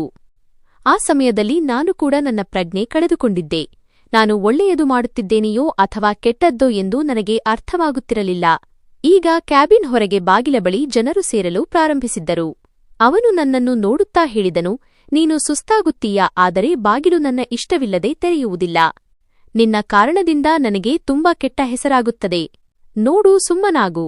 ಜನರು ನನ್ನ ಮೇಲೆ ತಪ್ಪು ಆರೋಪ ಹೊರಿಸುತ್ತಾರೆ. ನಿಲ್ಲು. ಆದರೆ ನಾನು ನಿಯಂತ್ರಣಕ್ಕೆ ಬರುತ್ತಿರಲಿಲ್ಲ. ನಾನು ಅವನನ್ನು ನೋಡುತ್ತಾ ಹೇಳಿದೆ, ನಾನು ಅದನ್ನೇ ಬಯಸುತ್ತೇನೆ. ಜನರು ನಿನ್ನ ಮೇಲೆ ಬೆರಳು ಮಾಡಲಿ, ನಿನಗೆ ಕೆಟ್ಟ ಹೆಸರು ತರಲಿ, ನಿನಗೆ ಅವಮಾನವಾಗಲಿ. ಏಕೆಂದರೆ ನೀನು ನನ್ನೊಂದಿಗೆ ಏನು ಮಾಡಿದ್ದೀಯೋ ಅದನ್ನು ನಾನು ಎಂದಿಗೂ ಮರೆಯುವುದಿಲ್ಲ. ಏಕೆಂದರೆ ನಿನ್ನ ಕಾರಣದಿಂದ ನಾನು ನನ್ನ ಅತ್ಯಮೂಲ್ಯವಾದ ವಸ್ತುವನ್ನು ಕಳೆದುಕೊಂಡಿದ್ದೇನೆ. ನನ್ನ ಮಾತು ಕೇಳಿ ಅವನು ಕೂಡಲೇ ಜೋರಾದ ಧ್ವನಿಯಲ್ಲಿ ಹೇಳಿದನು, ಅದೆಲ್ಲವೂ ನನ್ನ ಕಾರಣದಿಂದ ಆಗಿರಲಿಲ್ಲ. ನಾನು ನಿನಗೆ ಪೂರ್ತಿ ವಿಷಯವನ್ನು ಮೊದಲೇ ವಿವರಿಸಿದ್ದೇನೆ. ಅದು ಕೇವಲ ನಿಮ್ಮ ತಪ್ಪು ಕಲ್ಪನೆಯಾಗಿತ್ತು. ಆದರೆ ನಾನು ಇನ್ನೂ ಹುಚ್ಚಿಯಾಗಿದ್ದೆ ಮತ್ತು ಜೋರಾಗಿ ಬಾಗಿಲು ತಟ್ಟಲಾರಂಭಿಸಿದೆ ಮತ್ತು ಅವನ ಮಾತನ್ನು ಕೇಳುತ್ತಿರಲಿಲ್ಲ. ನನ್ನ ಕೋಪವನ್ನು ನೋಡಿ ಅವನು ಬಾಗಿಲು ತೆಗೆದನು ಮತ್ತು ನನ್ನನ್ನು ನೋಡುತ್ತಾ, ನಿನ್ನ ಈ ವರ್ತನೆಯ ಫಲಿತಾಂಶ ನಿನಗೆ ಬಹಳ ಬೇಗ ಸಿಗುತ್ತದೆ ಎಂದು ನಿನಗೆ ತಿಳಿದಿದೆ ಎಂದು ಹೇಳಿದನು. ಆದರೆ ನಾನು ಏನನ್ನೂ ಯೋಚಿಸದೆ ಹೊರಗೆ ಬಂದಿದ್ದೆ. ಬಾಗಿಲ ಹೊರಗೆ ನಿಂತು ಕಿರುಚಾಡುತ್ತಾ, ನಿನಗೆ ಬೇಕಾದುದನ್ನು ಮಾಡಿಕೋ, ನಾನು ನಿನಗೆ ಹೆದರುವುದಿಲ್ಲ. ಅರ್ಥವಾಯಿತೆ? ಇಲ್ಲಿ ನೀನು ಕೆಲಸ ಮಾಡುತ್ತಿದ್ದೀಯಾ ಮತ್ತು ನಾನು ಈ ಜಗತ್ತಿನಲ್ಲಿ ಬದುಕುತ್ತಿದ್ದೇನೆ. ನನ್ನನ್ನು ಯಾರು ಏನು ಮಾಡುತ್ತಾರೆಂದು ನೋಡುತ್ತೇನೆ. ನಿನ್ನಂತಹ ಕೆಟ್ಟ ಮನುಷ್ಯನ ಬಳಿ ಕೆಲಸ ಮಾಡುವುದಕ್ಕಿಂತ ಜನರ ಮನೆಗೆ ಹೋಗಿ ಕಸಗುಡಿಸುವುದು ಉತ್ತಮ ಎಂದು ಹೇಳುತ್ತಿದ್ದೆ. ಹೊರಗಿದ್ದ ಜನ ಇದೆಲ್ಲವನ್ನೂ ನೋಡುತ್ತಿದ್ದರು. ಇಷ್ಟು ಹೇಳಿ ನಾನು ಹೋಗಲಾರಂಭಿಸಿದಾಗ ಅವನು ಕೋಪದಿಂದ ಹೊರಗೆ ಬಂದನು ಮತ್ತು ನನ್ನನ್ನು ನೋಡುತ್ತಾ, ನೀನು ಜನರಿಗೆ ಕೂಗಿ ಕೂಗಿ ಏನು ಹೇಳಲು ಬಯಸುತ್ತೀಯಾ? ನಾನು ನಿನ್ನ ಮಾನಕ್ಕೆ ಕೈ ಹಾಕಿದ್ದೇನೆ ಎಂದು ಇಷ್ಟೆಲ್ಲಾ ನಾಟಕ ಮಾಡುತ್ತಿದ್ದೀಯಾ ಎಂದು ಕೇಳಿದನು. ಈಗ ಅವನ ಕೋಪ ನೆತ್ತಿಗೇರಿತ್ತು. ಬಹುಶಃ ಅವನು ಕೂಡ ತನ್ನ ಪ್ರಜ್ಞೆ ಕಳೆದುಕೊಂಡಿದ್ದನು. ನಾನು ಅವನಿಗೆ ಏನಾದರೂ ಹೇಳುವ ಮೊದಲೇ ಅವನು ಮುಂದೆ ಮಾತನಾಡಿದನು. ಮೊದಲನೆಯದಾಗಿ, ನಾನು ನಿನ್ನೊಂದಿಗೆ ಏನೂ ಮಾಡಿರಲಿಲ್ಲ. ನಿನ್ನನ್ನು ಕ್ಷಮಿಸಿ ಹೋಗಲು ಬಿಟ್ಟಿದ್ದೆ. ಆದರೆ ಇಂದು ಎಲ್ಲರ ಮುಂದೆ ನಿನ್ನೊಂದಿಗೆ ನಾನು ಎಂಥ ಕೆಲಸ ಮಾಡುತ್ತೇನೆಂದರೆ ನೀನು ಅದರ ಬಗ್ಗೆ ಯೋಚಿಸಿಯೂ ಇರಲಿಕ್ಕಿಲ್ಲ. ಆದರೆ ಅವನು ಯಾವುದೇ ಹೆಜ್ಜೆ ಇಡುವ ಮೊದಲೇ ನಾನು ಅವನ ಕಡೆಗೆ ಮುಂದುವರೆದಿದ್ದೆ. ಅವನಿಗೆ ಅರ್ಥಮಾಡಿಕೊಳ್ಳಲು ಅವಕಾಶ ನೀಡದೆ ಒಂದು ಜೋರಾದ ಕಪಾಳಮೋಕ್ಷ ಮಾಡಿದ್ದೆ ಮತ್ತು ಅವನ ಕಾಲರ್ ಹಿಡಿದು, ನನ್ನೊಂದಿಗೆ ಏನಾದರೂ ಮಾಡುವಷ್ಟು ಯೋಗ್ಯತೆ ನಿನಗಿಲ್ಲ. ಅರ್ಥವಾಯಿತೆ? ಮತ್ತು ಎಚ್ಚರಿಕೆ, ಮುಂದಿನ ಬಾರಿ ನನ್ನ ಮೇಲೆ ಕೂಗುವ ಧೈರ್ಯ ಮಾಡಿದರೆ ನಾನು ನಿನ್ನ ತಲೆ ಒಡೆಯುತ್ತೇನೆ. ನಾನು ಏನು ಮಾಡಬಲ್ಲೆ ಎಂದು ನಿನಗಿನ್ನೂ ಗೊತ್ತಿಲ್ಲ ಎಂದು ಹೇಳಿದೆ. ಇದನ್ನ ಹೇಳಿದ ತಕ್ಷಣ ನಾನು ಯೋಚಿಸದೆ ಅಲ್ಲಿಂದ ಹೊರಬಂದೆ. ಆದರೆ ನಾನು ಯಾರ ಮುಂದೆ ನಿಂತು ಈ ತಪ್ಪು ಮಾಡಿದ್ದೇನೆಯೋ ಅವನು ಸಾಮಾನ್ಯ ಮನುಷ್ಯನಲ್ಲ ಎಂಬ ವಿಷಯ ನನಗೆ ತಿಳಿದಿರಲಿಲ್ಲ. ಬದಲಾಗಿ ಅವನು ಒಬ್ಬ ದೊಡ್ಡ ಮತ್ತು ಶ್ರೀಮಂತ ಉದ್ಯಮಿಯಾಗಿದ್ದನು. ಅವನ ಬಳಿ ಹಣ, ಐಶ್ವರ್ಯ ಎಲ್ಲವೂ ಇತ್ತು. ನಾನು ಅವನನ್ನು ಇಂದಿಗೂ ಅದೇ ಬಡ ನಿಖಿಲ್ ಎಂದು ಭಾವಿಸಿದ್ದೆ. ಅವನು ಯಾವಾಗಲೂ ನನ್ನ ಮುಂದೆ ತಲೆ ತಗ್ಗಿಸಿ ನಿಲ್ಲುತ್ತಿದ್ದನು. ನನ್ನ ಪ್ರತಿಯೊಂದು ಅಸಭ್ಯವರ್ತನೆಯನ್ನು ಮೌನವಾಗಿ ಸಹಿಸಿಕೊಳ್ಳುತ್ತಿದ್ದನು. ಆದರೆ ಸಮಯ ಎಲ್ಲರಿಗೂ ಒಂದೇ ಆಗಿರುವುದಿಲ್ಲ ಎಂದು ಹೇಳುತ್ತಾರೆ. ಪ್ರತಿಯೊಬ್ಬ ಮನುಷ್ಯನ ಸಮಯ ಬದಲಾಗಿಯೇ ಬದಲಾಗುತ್ತದೆ. ಈ ಬಾರಿಯೂ ಸಾಕಷ್ಟು ಸಮಯ ಕಳೆದಿತ್ತು ಮತ್ತು ಬಹುಶಃ ನಿಖಿಲ್ನ ಸಮಯ ಬದಲಾಗಿತ್ತು. ನಾನು ಇನ್ನೂ ಆಳವಾಗಿ ಯೋಚಿಸುತ್ತಿದ್ದಾಗ ಇದ್ದಕ್ಕಿದ್ದಂತೆ ನನ್ನ ಕೋಣೆಯ ಬಾಗಿಲು ತೆರೆಯಿತು ಮತ್ತು ನಾನು ಕಳೆದ ಸಮಯದ ಆಲೋಚನೆಗಳಿಂದ ಹೊರಬಂದೆ. ನನ್ನ ಮುಂದೆ ಅಣ್ಣ ಕೆಂಪು ಕಣ್ಣುಗಳಿಂದ ನನ್ನನ್ನು ಗುರಾಯಿಸುತ್ತಾ ನಿಂತಿದ್ದರು. ನಾನು ಅವರಿಗೆ ಏನಾದರೂ ಹೇಳುವ ಮೊದಲೇ ಅವರು ನನ್ನ ಹತ್ತಿರ ಬಂದು ನನ್ನ ಮುಖಕ್ಕೆ ಜೋರಾಗಿ ಹೊಡೆದರು. ನಂತರ ಅವರು ನನ್ನ ಕೂದಲನ್ನು ಗಟ್ಟಿಯಾಗಿ ಹಿಡಿದು, ನಿನ್ನ ಕಾರಣದಿಂದ ಇಂದು ನಾನು 2 ಕಾಸಿನ ಮನುಷ್ಯನಿಂದ ಅವಮಾನಿತನಾಗಬೇಕಾಯಿತು. ಯಾವ ಮನುಷ್ಯನ ಮುಖ ನೋಡಲು ನಾನು ಇಷ್ಟಪಡುತ್ತಿರಲಿಲ್ಲವೋ ನಿನ್ನ ಕಾರಣದಿಂದ ಇಂದು ಅವನೊಂದಿಗೂ ಮಾತನಾಡಬೇಕಾಗಿದೆ. ಮತ್ತು ನಾವು ಅವನ ವಿರುದ್ಧ ಹೋದರೆ ಅವನು ನಮ್ಮನ್ನು ಎಲ್ಲಿಯೂ ಸಲ್ಲದವನಾಗಿ ಮಾಡುತ್ತಾನೆ ಎಂದರು. ಇದೆಲ್ಲವೂ ನಿನ್ನಿಂದಲೇ ಆಗಿದೆ ಎಂದು ನಿನಗೆ ತಿಳಿದಿದೆ. ನಿನ್ನಿಂದಾಗಿ ಇಂದು ನಾನು ಸಂಪೂರ್ಣವಾಗಿ ಅಸಹಾಯಕನಾಗಿದ್ದೇನೆ. ಅಣ್ಣನ ಮಾತು ಕೇಳಿ ನನ್ನ ಕಣ್ಣಲ್ಲಿ ನೀರು ಬರಲಾರಂಭಿಸಿತು. ಆದರೆ ನಾನು ಯಾವ ಪರಿಸ್ಥಿತಿಯ ಮೂಲಕ ಹಾದು ಹೋಗುತ್ತಿದ್ದೇನೆ ಎಂದು ನನ್ನ ಅಣ್ಣನಿಗೆ ಹೇಗೆ ವಿವರಿಸಲಿ? ಅವರು ಏನನ್ನೂ ಅರ್ಥಮಾಡಿಕೊಳ್ಳುವುದಿಲ್ಲ ಎಂದು ನನಗೆ ತಿಳಿದಿತ್ತು. ಅವರು ಮುಂದೆ ಹೇಳಿದರು, ಈಗ ನೀನು ಅವನ ಗುಲಾಮಗಿರಿಯನ್ನು ಮಾಡಬೇಕಾಗುತ್ತದೆ ಮತ್ತು ನೀನು ಅವನ ಮಾತನ್ನು ಕೇಳಲು ನಿರಾಕರಿಸಿದರೆ ಪೊಲೀಸರು ನನ್ನ ಕಾಲರ್ ಹಿಡಿದು ಎಳೆದುಕೊಂಡು ಹೋಗುತ್ತಾರೆ. ನಿಖಿಲ್ನಿಂದ ದೂರವಿರು ಎಂದು ನಾನು ನಿನಗೆ ಎಷ್ಟು ಬಾರಿ ವಿವರಿಸಿದ್ದೆ ಅರ್ಚನಾ. ಇವನು ನನಗೆ ಮೊದಲಿನಿಂದಲೂ ಸರಿಯಾದ ಮನುಷ್ಯನಂತೆ ಕಾಣುತ್ತಿರಲಿಲ್ಲ. ಆದರೆ ನೀನು ಯಾವಾಗಲೂ ಅವನ ಸಹಾನುಭೂತಿಯಲ್ಲಿ ಹುಚ್ಚಿಯಾಗಿದ್ದೆ. ಅವನು ನಿನ್ನೊಂದಿಗೆ ಏನು ಮಾಡಿದ್ದಾನೆಂದು ಈಗ ನೋಡಿದೆಯಲ್ಲ. ಫಲಿತಾಂಶ ನಿನ್ನ ಕಣ್ಣ ಮುಂದಿದೆ. ನೋಡಿಕೋ, ಅವನು ಒಬ್ಬ ದೊಡ್ಡ ಉದ್ಯಮಿ. ನನಗೆ ಮೊದಲೇ ಅನುಮಾನವಿತ್ತು. ನನಗೆ ಅವನು ಸಾಮಾನ್ಯ ಮನುಷ್ಯನಂತೆ ಕಾಣುತ್ತಿರಲಿಲ್ಲ. ಮತ್ತು ನೀನು ಅವನೊಂದಿಗೆ ಜಗಳ ಆಡಿ ಬಂದಿದ್ದೀಯಾ? ಅಣ್ಣನ ಮಾತು ಕೇಳಿ ನಾನು ಅಳುತ್ತಾ ಹೇಳಿದೆ, ಅಣ್ಣ, ಅವನು ಹಳೆಯ ವಿಷಯಗಳನ್ನು ಮಾತನಾಡುತ್ತಿದ್ದನು ಮತ್ತು ಆ ವಿಷಯಕ್ಕೆ ತಪ್ಪು ಕಲ್ಪನೆಯ ತಿರುವು ನೀಡುತ್ತಿದ್ದನು. ಅದಕ್ಕೆ ನನಗೆ ಅವನ ಮೇಲೆ ಕೋಪ ಬಂತು ಮತ್ತು ನನ್ನ ಕೈ ಎದ್ದಿತು. ನನಗೆ ಗೊತ್ತು ಅಣ್ಣ, ನನ್ನಿಂದ ತಪ್ಪಾಗಿದೆ. ನನಗೆ ತುಂಬಾ ನಾಚಿಕೆಯಾಗುತ್ತಿದೆ. ಆದರೆ ಆದಷ್ಟು ಬೇಗ ಅವನ ಹಿಡಿತದಿಂದ ಮುಕ್ತವಾಗಲು ನಾನು ಪ್ರಯತ್ನಿಸುತ್ತೇನೆ. ಅಣ್ಣ, ನಾನು ನಿಮಗೆ ಮಾತು ಕೊಡುತ್ತೇನೆ, ನಾನು ಎಂದಿಗೂ ನಿಮ್ಮ ಮೇಲೆ ಯಾವುದೇ ತೊಂದರೆ ಬರಲು ಬಿಡುವುದಿಲ್ಲ. ನನ್ನ ಕಾರಣದಿಂದ ನೀವು ಯಾವುದೇ ಸಮಸ್ಯೆಯನ್ನು ಎದುರಿಸಬೇಕಾಗಿಲ್ಲ. ಆದರೆ ಅಣ್ಣ ನನ್ನ ಮಾತು ಕೇಳಲು ತಯಾರಿರಲಿಲ್ಲ. ಅವರು ನನ್ನನ್ನು ದೂರ ತಳ್ಳುತ್ತಾ ಹೇಳಿದರು, ನೀನು ನನ್ನನ್ನು ಯಾರಿಗೂ ಮುಖ ತೋರಿಸದಂತೆ ಮಾಡಿದ್ದೀಯಾ? ಅಷ್ಟೊಂದು ಸಹಾನುಭೂತಿ ತೋರಿಸಬೇಡ ಎಂದು ನಾನು ನಿನಗೆ ಎಷ್ಟು ವಿವರಿಸಿದ್ದೆ. ನೋಡು, ಇಂದು ನಿನ್ನ ಸಹಾನುಭೂತಿಯೇ ನನ್ನ ಕುತ್ತಿಗೆಗೆ ಕುಣಿಕೆಯಾಗಿದೆ. ನಾನು ನಿನ್ನನ್ನು ಎಂದಿಗೂ ಕ್ಷಮಿಸುವುದಿಲ್ಲ ಅರ್ಚನಾ. ನೀನು ಇಂದು ನನ್ನ ಮನಸ್ಸನ್ನು ತುಂಬಾ ನೋಯಿಸಿದ್ದೀಯಾ? ತಂದೆ ತೀರಿಕೊಂಡ ನಂತರ ನೀನು ನನಗೆ ಎಂದಿಗೂ ಮೋಸ ಮಾಡುವುದಿಲ್ಲ ಎಂದು ನಾನು ನಂಬಿದ್ದೆ. ಆದರೆ ಇಂದು ನೀನು ಮಾಡಿರುವ ಕೆಲಸದಿಂದಾಗಿ ನಾನು ನಿನ್ನ ಮುಖ ನೋಡಲು ಇಷ್ಟಪಡುವುದಿಲ್ಲ. ನೀನು ನನಗಾಗಿ ಸತ್ತು ಹೋಗಿದ್ದೀಯಾ ಶಾಶ್ವತವಾಗಿ. ಇಷ್ಟು ಹೇಳುತ್ತಾ ಅಣ್ಣ ಕೋಣೆಯಿಂದ ಹೊರಟು ಹೋದರು. ನಾನು ಅಲ್ಲಿಯೇ ನೆಲದ ಮೇಲೆ ಕುಳಿತು ಜೋರಾಗಿ ಅಳುತ್ತಿದ್ದೆ. ನನ್ನ ಅಣ್ಣ ನನ್ನನ್ನು ತುಂಬಾ ಪ್ರೀತಿಸುತ್ತಿದ್ದರು. ಆದರೆ ಇಂದು ಅವರ ಈ ವರ್ತನೆಯನ್ನು ನೋಡಿ ನನ್ನ ಹೃದಯ ರಕ್ತದ ಕಣ್ಣೀರು ಸುರಿಸುತ್ತಿತ್ತು. ನನ್ನ ಅಣ್ಣನ ಕೋಪವನ್ನು ಹೋಗಲಾಡಿಸಲು ನಾನೇನು ಮಾಡಲಿ ಎಂದು ನನಗೆ ಅರ್ಥವಾಗುತ್ತಿರಲಿಲ್ಲ. ನನ್ನಿಂದಾಗಿ ಅಣ್ಣನ ಮನಸ್ಸು ತುಂಬಾ ನೊಂದಿತ್ತು. ನನ್ನ ಅಣ್ಣ ನನ್ನ ಮೇಲೆ ಕೋಪಗೊಳ್ಳುವುದನ್ನು ನಾನೆಂದೂ ಬಯಸಿರಲಿಲ್ಲ. ಇಂದು ಅವರು ನನ್ನ ಮೇಲೆ ಕೋಪಗೊಂಡಿದ್ದಲ್ಲದೆ ನನ್ನನ್ನು ದ್ವೇಷಿಸಲು ಪ್ರಾರಂಭಿಸಿದ್ದರು. ಸಮಯ ನಿಧಾನವಾಗಿ ಕಳೆಯುತ್ತಿತ್ತು. ಇಡೀ ರಾತ್ರಿ ಅಳುತ್ತಲೇ ಕಳೆದುಹೋಯಿತು.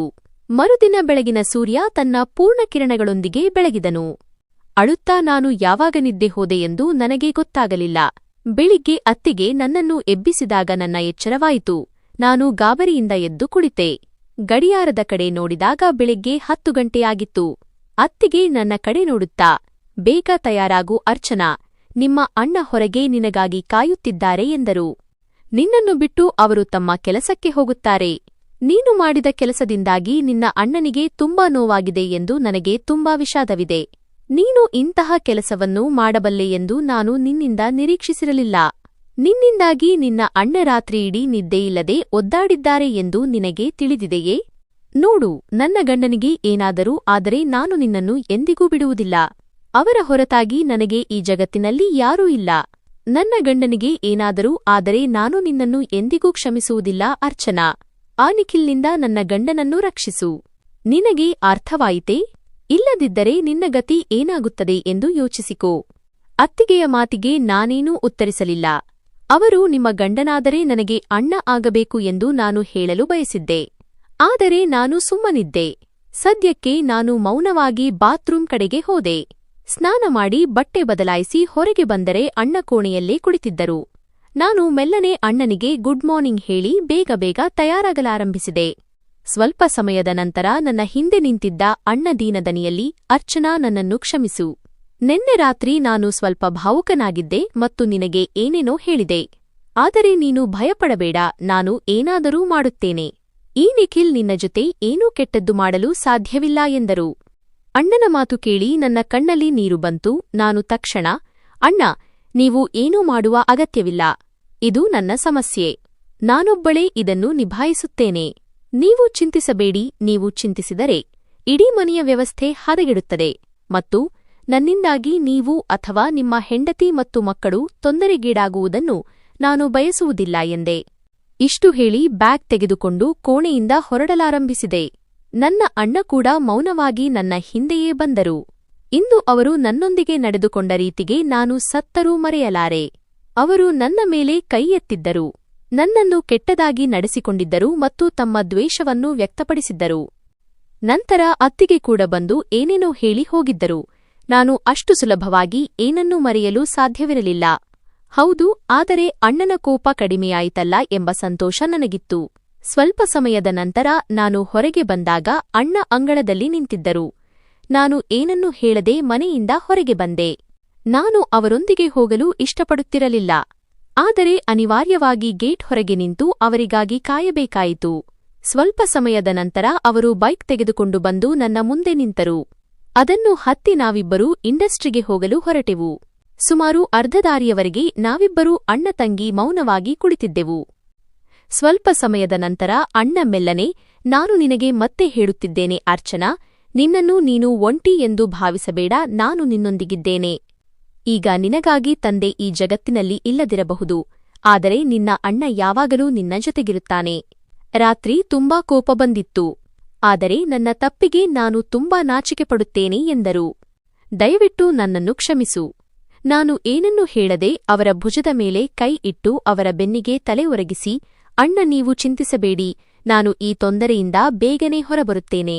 ನಿಖಿಲ್ ಉಲ್ಲೇಖಿಸುತ್ತಿರುವ ಆ ತಪ್ಪು ಕಲ್ಪನೆ ನಿಜವಾಗಿಯೂ ತಪ್ಪು ಕಲ್ಪನೆಯೇ ಅಥವಾ ಅವನು ಇಷ್ಟು ದಿನ ಮುಚ್ಚಿಟ್ಟಿರುವ ಸತ್ಯವೇ ಎಂದು ನಾನು ತಿಳಿದುಕೊಳ್ಳಬೇಕಿದೆ ಎಂದೆ. ನನ್ನ ಮಾತು ಕೇಳಿ ಅಣ್ಣ, ಇಲ್ಲ, ಸದ್ಯಕ್ಕೆ ನೀನು ಸುಮ್ಮನಿರು. ಯಾವುದೇ ವಿಷಯದಲ್ಲಿ ನೀನು ತಲೆ ಹಾಕುವ ಅವಶ್ಯಕತೆಯಿಲ್ಲ. ಆದಷ್ಟು ಬೇಗ ಅವನೊಂದಿಗೆ ನಿನ್ನ ವಿಷಯವನ್ನು ಕ್ಲಿಯರ್ ಮಾಡಿಕೋ ಮತ್ತು ಈ ಕೆಲಸವನ್ನು ಬಿಟ್ಟುಬಿಡು. ನಿನಗೆ ಕೆಲಸ ಮಾಡುವ ಅವಶ್ಯಕತೆಯಿಲ್ಲ ಎಂದು ನಾನು ಮೊದಲೇ ಹೇಳುತ್ತಿದ್ದೆ. ನಾನು ಸಂಪಾದಿಸುತ್ತಿದ್ದೇನೆ ಅಲ್ವಾ? ನಮ್ಮ ಮನೆ ಕಳೆಯಲು ಅಷ್ಟು ಸಾಕು ಎಂದರು. ಅಣ್ಣನ ಮಾತು ಕೇಳಿ ನಾನು ಸುಮ್ಮನಿದ್ದೆ. ನಿಮ್ಮ ಹೆಂಡತಿಗೆ ನಾನು ನಿಮ್ಮಿಂದ ಹಣ ತೆಗೆದುಕೊಳ್ಳುವುದು ಇಷ್ಟವಾಗುವುದಿಲ್ಲ ಎಂದು ನಾನು ಅವರಿಗೆ ಹೇಳಲಾಗಲಿಲ್ಲ. ಪ್ರಯಾಣ ಮುಗಿದಿತ್ತು.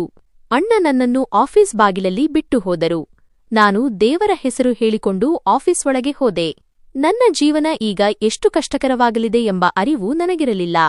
ಮನುಷ್ಯ ಯಾರನ್ನು ನಂಬುತ್ತಾನೋ ಅವರೇ ನಿಮ್ಮ ಹೃದಯವನ್ನು ಒಡೆದರೆ ಅದು ಎಂದಿಗೂ ಸರಿಯಾಗುವುದಿಲ್ಲ. ಇಂದು ನನಗೂ ಅದೇ ಆಗಲಿತ್ತು. ನಾನು ದೀರ್ಘವಾಗಿ ಉಸಿರಾಡಿ ಒಳಗೆ ಪ್ರವೇಶಿಸಿದೆ. ನಾನು ರಿಸೆಪ್ಷನ್ಗೆ ತಲುಪಿದ ಕೂಡಲೇ ನನಗೆ ನನ್ನ ಕೆಲಸವನ್ನು ವಿವರಿಸಲಾಯಿತು ಮತ್ತು ಬೇಗನೆ 3ನೇ ಮಹಡಿಗೆ ಹೋಗಿ ಮಿಸ್ಟರ್ ನಿಖಿಲ್ ಅವರ ಕ್ಯಾಬಿನ್ ಅನ್ನು ಸ್ವಚ್ಛಗೊಳಿಸಿ ಎಂದು ಹೇಳಲಾಯಿತು. ಇಂದು ನಿಮ್ಮ ಕೆಲಸ ಇದೆ. ಇದನ್ನು ಕೇಳಿ ನನ್ನ ಕಣ್ಣಲ್ಲಿ ನೀರು ಬಂತು. ಅಂದರೆ ಅವನು ನನ್ನ ಮಾತನ್ನೇ ಪೂರೈಸುತ್ತಿದ್ದನು. ಅವನು ನನಗೆ ಇಷ್ಟು ಕೆಟ್ಟ ಕೆಲಸವನ್ನು ನೀಡಿದ್ದನು. ಇಲ್ಲಿ ಕೆಲಸ ಮಾಡುವುದಕ್ಕಿಂತ ನಾನು ಯಾರದ್ದಾದರೂ ಮನೆಯನ್ನು ಸ್ವಚ್ಛಗೊಳಿಸುವುದು ಉತ್ತಮ ಎಂದು ನಾನು ಅವನಿಗೆ ಕೋಪದಿಂದ ಹೇಳಿದ್ದೆ. ನಾನು ದೀರ್ಘವಾಗಿ ಉಸಿರಾಡಿ ಪ್ರತಿ ಹೊಸ ಪರೀಕ್ಷೆಗೆ ನನ್ನನ್ನು ನಾನು ಸಿದ್ಧಪಡಿಸಿಕೊಂಡೆ. ನಾನು ನೇರವಾಗಿ 3ನೇ ಮಹಡಿಯ ಕಡೆಗೆ ಹೋದೆ. ಆದರೆ ನಾನು 2ನೇ ಮಹಡಿಯ ಮೆಟ್ಟಿಲುಗಳ ಮೇಲೆ ನನ್ನ ಮೊಬೈಲ್ ತೆಗೆಯಲು ಹೋದಾಗ ಆಶ್ಚರ್ಯಚಕಿತಳಾದೆ. ಇಡೀ ಮಹಡಿ ಬೆಳಕಿನಲ್ಲಿ ಮುಳುಗಿತ್ತು.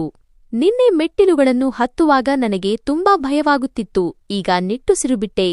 ನಾನು ನಿಧಾನವಾಗಿ 3ನೇ ಮಹಡಿಗೆ ತಲುಪಿದೆ. ಎದುರುಗಡೆ ಒಬ್ಬ ಮನುಷ್ಯ ನಿಂತಿದ್ದನು. ಅವನನ್ನು ನಿರ್ಲಕ್ಷಿಸಿ ನಾನು ನಿಖಿಲ್ ಕೋಣೆಗೆ ಹೋಗಲು ಬಯಸಿದ್ದೆ. ಆಗ ಅವನು ನನ್ನನ್ನು ನೋಡುತ್ತಾ, ಬನ್ನಿ ಮೇಡಂ, ನಾನು ನಿಮಗೆ ನಿಮ್ಮ ಸಾಮಾನುಗಳನ್ನು ಕೊಡುತ್ತೇನೆ.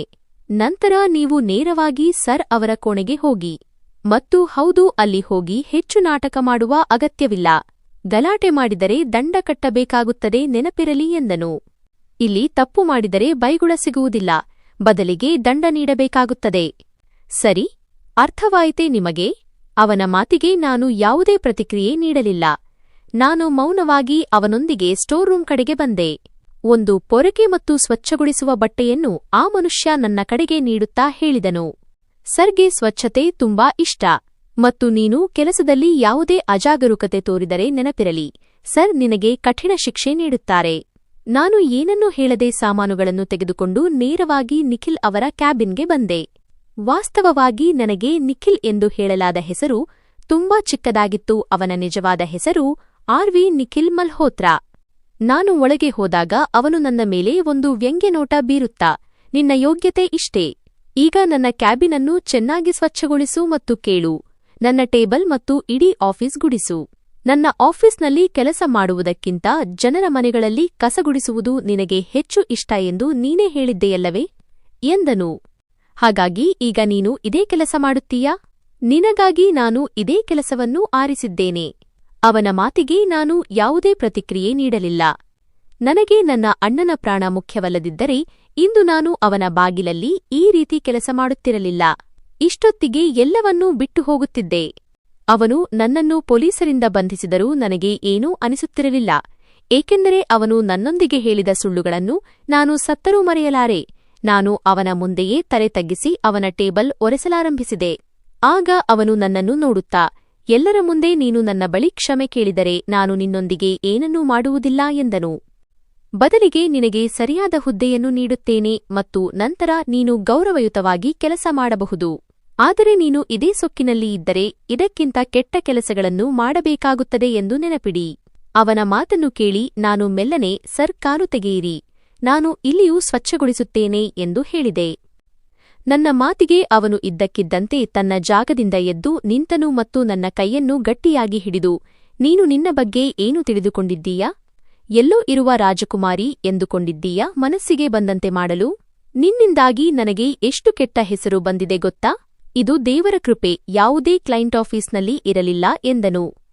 ಯಾರಾದರೂ ಈ ರೀತಿಯ ತಮಾಷೆಯನ್ನು ನೋಡಿದ್ದರೆ ಬಿಸಿನೆಸ್ ಜಗತ್ತಿನಲ್ಲಿ ನನಗೆ ಎಷ್ಟು ಅವಮಾನವಾಗುತ್ತಿತ್ತು ಗೊತ್ತಾ?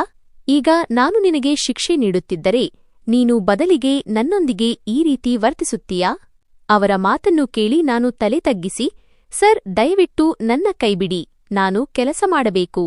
ಯಾರಾದರೂ ನನ್ನನ್ನು ಈ ರೀತಿ ಮುಟ್ಟುವುದು ನನಗೆ ಇಷ್ಟವಿಲ್ಲ ಎಂದೆ. ಇಷ್ಟು ಹೇಳುತ್ತಾ ನಾನು ಅವನನ್ನು ಕಟುವಾದ ದೃಷ್ಟಿಯಿಂದ ನೋಡಿದೆ. ಆಗ ಅವನು ನಗುತ್ತಾ, ಓಹೋ, ಹಾಗಾದರೆ ನಿನಗೆ ಇಷ್ಟವಿಲ್ಲವೇ? ನಾನು ನಿನಗೆ ಅಪರಿಚಿತನಲ್ಲ, ನಿನ್ನ ಗಂಡ. ಅದು ನಿನ್ನ ನಾಟಕವೇ ಆಗಿರಬಹುದು, ಆದರೆ ನಮಗೆ ಮದುವೆಯಾಗಿತ್ತು ಎಂದನು. ಅದಕ್ಕೆ ನಾನು, ಅದು ನಾಟಕವಲ್ಲ.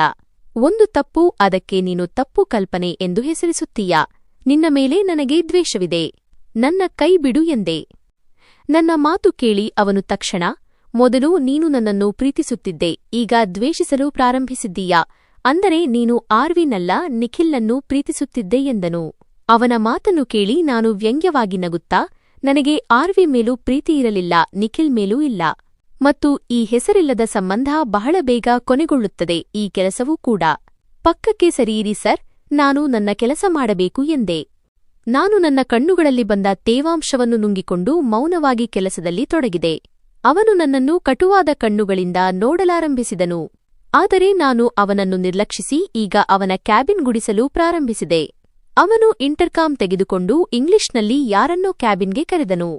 ಸ್ವಲ್ಪ ಸಮಯದ ನಂತರ ನನಗೆ ಈ ಸಾಮಾನುಗಳನ್ನು ಕೊಟ್ಟ ಅದೇ ವ್ಯಕ್ತಿ ಒಳಗೆ ಬಂದನು. ಆದರೆ ಅವನು ಅವನನ್ನು ನೋಡುತ್ತಾ, ಮ್ಯಾನೇಜರನ್ನು ಕಳುಹಿಸು ಮತ್ತು ಈ ಹುಡುಗಿಯನ್ನು ಕರೆದುಕೊಂಡು ಹೋಗಿ ಇವಳ ಟೇಬಲ್ ಕೊಡು. ಇವಳ ಹುದ್ದೆ ಏನಿದೆಯೋ ಅದನ್ನು ಇವಳಿಗೆ ಒಪ್ಪಿಸು. ನನ್ನ ವೈಯಕ್ತಿಕ ಕೆಲಸಗಳನ್ನು ಈ ಹುಡುಗಿಯೇ ಮಾಡುತ್ತಾಳೆ ಎಂದನು. ಆ ವ್ಯಕ್ತಿ ಹಾಗೆ ಹೇಳಿ ಅಲ್ಲಿಂದ ಹೋದನು. ನನ್ನಿಂದ ಸಾಮಾನುಗಳನ್ನು ತೆಗೆದುಕೊಂಡರು ಮತ್ತು ಸ್ವಲ್ಪ ಸಮಯದ ನಂತರ ನನಗೆ ಒಂದು ಟೇಬಲ್ ನೀಡಲಾಯಿತು ಮತ್ತು ಕೆಲವು ಫೈಲ್ಗಳನ್ನು ಸಹ ನೀಡಲಾಯಿತು. ಅದರ ಡೇಟಾವನ್ನು ನಾನು ಕಂಪ್ಯೂಟರ್ಗೆ ವರ್ಗಾಯಿಸಬೇಕಿತ್ತು. ನಾನು ಟೇಬಲ್ ಮೇಲೆ ಕುಳಿತು ಸ್ವಲ್ಪ ಸಮಯ ಮೌನವಾಗಿದ್ದೆ. ನಿಧಾನವಾಗಿ ನಾನು ಕಳೆದ ಸಮಯದ ನೆನಪುಗಳಲ್ಲಿ ಯಾವಾಗ ಕಳೆದು ಹೋದೆ ಎಂದು ನನಗೆ ಗೊತ್ತಾಗಲಿಲ್ಲ. ನನ್ನ ತಂದೆಯ ಮರಣಕ್ಕೂ ಮುನ್ನ ನನ್ನ ಜೀವನ ತುಂಬಾ ಸಂತೋಷದಾಯಕವಾಗಿತ್ತು. 2 ವರ್ಷಗಳ ಹಿಂದೆ ಎಲ್ಲವೂ ಚೆನ್ನಾಗಿದ್ದಾಗ ನನ್ನ ತಂದೆ ಸರ್ಕಾರಿ ನೌಕರರಾಗಿದ್ದರು. ಅಮ್ಮನ ಸಾವು ಬಹಳ ಹಿಂದೆಯೇ ಆಗಿತ್ತು. ನಾನು ಮತ್ತು ಅಣ್ಣ ಚಿಕ್ಕವರಾಗಿದ್ದರೂ ತುಂಬಾ ಬುದ್ಧಿವಂತರಾಗಿದ್ದೆವು. ನಮ್ಮ ತಂದೆ 2ನೇ ಮದುವೆ ಮಾಡಿಕೊಂಡಿರಲಿಲ್ಲ. ನಾನು ಮತ್ತು ಅಣ್ಣ ಅವರಿಗೆ, ನೀವು 2ನೇ ಮದುವೆ ಮಾಡಿಕೊಂಡು ನಿಮ್ಮ ಹೊಸ ಜೀವನವನ್ನು ಪ್ರಾರಂಭಿಸಿ ಎಂದು ತುಂಬಾ ವಿವರಿಸಿದ್ದೆವು. ಆದರೆ ಅವರು ನಿರಾಕರಿಸಿದರು. ನಾನು ನಿಮ್ಮ ತಾಯಿಯನ್ನು ನಿಜವಾಗಿಯೂ ಪ್ರೀತಿಸುತ್ತಿದ್ದೆ. ಜೀವನದಲ್ಲಿ ಮದುವೆ ಒಂದೇ ಬಾರಿ ಆಗುತ್ತದೆ, ಅದು ಆಗಿದೆ. ಮತ್ತೆ ಮದುವೆಯ ಆಟವಾಡಿ ನನ್ನ ಜೀವನವನ್ನು ಹಾಳು ಮಾಡಿಕೊಳ್ಳಲು ನನಗೆ ಇಷ್ಟವಿಲ್ಲ ಎಂದು ಹೇಳಿದರು. ಈ ಎಲ್ಲಾ ಮಾತುಗಳಿಂದಾಗಿ ನಾನು ತಂದೆಗೆ ತುಂಬಾ ಹತ್ತಿರವಾಗಿದ್ದೆ. ನನ್ನ ಮನಸ್ಸಿನ ಪ್ರತಿಯೊಂದು ಮಾತನ್ನು ಅವರೊಂದಿಗೆ ಹೇಳುವುದು, ಅವರ ಪ್ರತಿಯೊಂದು ಕೆಲಸವನ್ನು ಮಾಡುವುದು, ಅವರ ಸೇವೆಯಲ್ಲಿ ತೊಡಗಿರುವುದು ನನಗೆ ಇಷ್ಟವಾಗಿತ್ತು. ಸಂಜೆ 5 ಗಂಟೆಯ ನಂತರ ನಾನು ಯಾವಾಗಲೂ ಅವರೊಂದಿಗೆ ಇರುತ್ತಿದ್ದೆ. ನಾನು ನನ್ನ ಕೆಲಸಗಳಿಂದ 5 ಗಂಟೆಗೆ ಮುಕ್ತಳಾಗುತ್ತಿದ್ದೆ ಮತ್ತು ತಂದೆ ಕೂಡ ಕೆಲಸ ಮುಗಿಸಿ ಮನೆಗೆ ಬರುತ್ತಿದ್ದರು. ಅದೇ ಸಮಯದಲ್ಲಿ ನಮ್ಮ ಮನೆಗೆ ಒಬ್ಬ ಯುವಕ ಬಾಡಿಗೆಗೆ ಬಂದನು, ನಿಖಿಲ್ ಮಲ್ಹೋತ್ರಾ. ತಂದೆ ಅವನಿಗೆ ನೇರವಾಗಿ ನಿರಾಕರಿಸಿದರು. ಮೇಲಿನ ಕೋಣೆಯನ್ನು ನಾವು ಬಾಡಿಗೆಗೆ ನೀಡಲು ಬಯಸಿದ್ದೆವು, ಆದರೆ ಕುಟುಂಬದವರಿಗೆ, ಮಕ್ಕಳಿರುವವರಿಗೆ ನೀಡಲು ಬಯಸಿದ್ದೆವು ಎಂದರು. ಆದರೆ ಒಂದು ಕೋಣೆಯನ್ನು ತೆಗೆದುಕೊಳ್ಳಲು ಒಪ್ಪುವ ಅಂತಹ ಯಾವುದೇ ವ್ಯಕ್ತಿ ಇರಲಿಲ್ಲ. ನಿಖಿಲ್ ಮಲ್ಹೋತ್ರಾ ತಂದೆಯನ್ನು ತುಂಬಾ ವಿನಂತಿಸುತ್ತಿದ್ದನು. ನಾನು ಹಳ್ಳಿಯಿಂದ ಬಂದಿದ್ದೇನೆ. ನನ್ನ ಹಿಂದೆ ಮುಂದೆ ಯಾರೂ ಇಲ್ಲ. ನಾನು ಇಲ್ಲಿ ಕೆಲಸ ಮಾಡಬೇಕು ಮತ್ತು ವಾಸಿಸಲು ಜಾಗ ಬೇಕು ಎಂಬುದು ಅವನ ಮಾತಾಗಿತ್ತು. ನಾನು ಯಾವಾಗಲೂ ನಿಮಗೆ ಋಣಿಯಾಗಿರುತ್ತೇನೆ. ಆದರೆ ಅಣ್ಣ ಮತ್ತು ತಂದೆ ಅವನಿಗೆ ಸ್ಪಷ್ಟವಾಗಿ ನಿರಾಕರಿಸಿದ್ದರು. ನಿಖಿಲ್ ಮಲ್ಹೋತ್ರಾ ತಂದೆಯ ಮುಂದೆ ಅಂಗಲಾಚುತ್ತಿದ್ದ ರೀತಿ ಮತ್ತು ಸರಳವಾದ ಬಟ್ಟೆಗಳನ್ನು ಧರಿಸಿದ್ದ ಆ ವ್ಯಕ್ತಿ ನನಗೆ ತುಂಬಾ ಮುಗ್ಧನಾಗಿ ಕಂಡನು. ಆದ್ದರಿಂದ ನಾನು ತಂದೆಯ ಬಳಿ ಶಿಫಾರಸು ಮಾಡಿದೆ, ದಯವಿಟ್ಟು ಇವನಿಗೆ ಕೋಣೆಯನ್ನು ಬಾಡಿಗೆಗೆ ಕೊಡಿ ಎಂದು. ಹೇಗಿದ್ದರೂ ಇವನು ಬೆಳಿಗ್ಗೆ ಕೆಲಸಕ್ಕೆ ಹೋಗುತ್ತಾನೆ ಮತ್ತು ರಾತ್ರಿ ತಡವಾಗಿ ಮನೆಗೆ ಬರುತ್ತಾನೆ. ಆ ಸಮಯದಲ್ಲಿ ಅಣ್ಣ ಕೂಡ ಮನೆಯಲ್ಲಿ ಇರುತ್ತಾರೆ ಎಂದು ನಾನು ಹೇಳಿದೆ. ನನ್ನ ಮಾತಿಗೆ ಬೆಲೆ ಕೊಟ್ಟು ತಂದೆ ಅವನನ್ನು ಬಾಡಿಗೆದಾರನಾಗಿ ಇಟ್ಟುಕೊಳ್ಳಲು ಒಪ್ಪಿಕೊಂಡರು. ತಂದೆ ಒಪ್ಪಿಕೊಂಡಿದ್ದಕ್ಕೆ ಅಣ್ಣನಿಗೆ ತುಂಬಾ ಕೋಪ ಬಂತು. ಈ ವಿಷಯಗಳಲ್ಲಿ ನಾನು ಏಕೆ ತಲೆ ಹಾಕುತ್ತಿದ್ದೇನೆ ಎಂದು ಅವರು ರೇಗಾಡಿದರು. ಇದೇ ಕೋಪದ ಕಾರಣದಿಂದ ತಂದೆ ಹಠ ಹಿಡಿದರು. ನಾನು ನನ್ನ ಮಗಳ ಮಾತನ್ನು ಏಕೆ ತಳ್ಳಿಹಾಕಲಿ? ನನ್ನ ಮಗಳ ಮಾತು ಖಂಡಿತವಾಗಿಯೂ ನಡೆಯುತ್ತದೆ. ಈಗ ನಾನು ನಿಖಿಲ್ಗೆ ಕೋಣೆಯನ್ನು ಬಾಡಿಗೆಗೆ ಕೊಟ್ಟೇ ಕೊಡುತ್ತೇನೆ ಎಂದು ಅವರು ಹೇಳಿದರು. ಹೀಗೆ ನನ್ನ ಅಣ್ಣನ ಲಕ್ಷ ಪ್ರಯತ್ನಗಳ ನಂತರವೂ ನಾವು ನಿಖಿಲ್ ಮಲ್ಹೋತ್ರಾಗೆ ಮನೆಯನ್ನು ಬಾಡಿಗೆಗೆ ಕೊಟ್ಟೆವು. ಈ ವಿಷಯ ನಮಗೆ ತಿಳಿದಿರಲಿಲ್ಲವೇನೆಂದರೆ ಆತ ಒಬ್ಬ ಸಾಮಾನ್ಯ ಮನುಷ್ಯನಲ್ಲ, ಬದಲಾಗಿ ಒಬ್ಬ ದೊಡ್ಡ ಉದ್ಯಮಿ. ಅವನು ಇಲ್ಲಿಗೆ ಬಂದಿರುವುದು ಕೇವಲ ನನ್ನನ್ನು ಇಷ್ಟಪಡಲಾರಂಭಿಸಿದ್ದರಿಂದ ಮಾತ್ರ.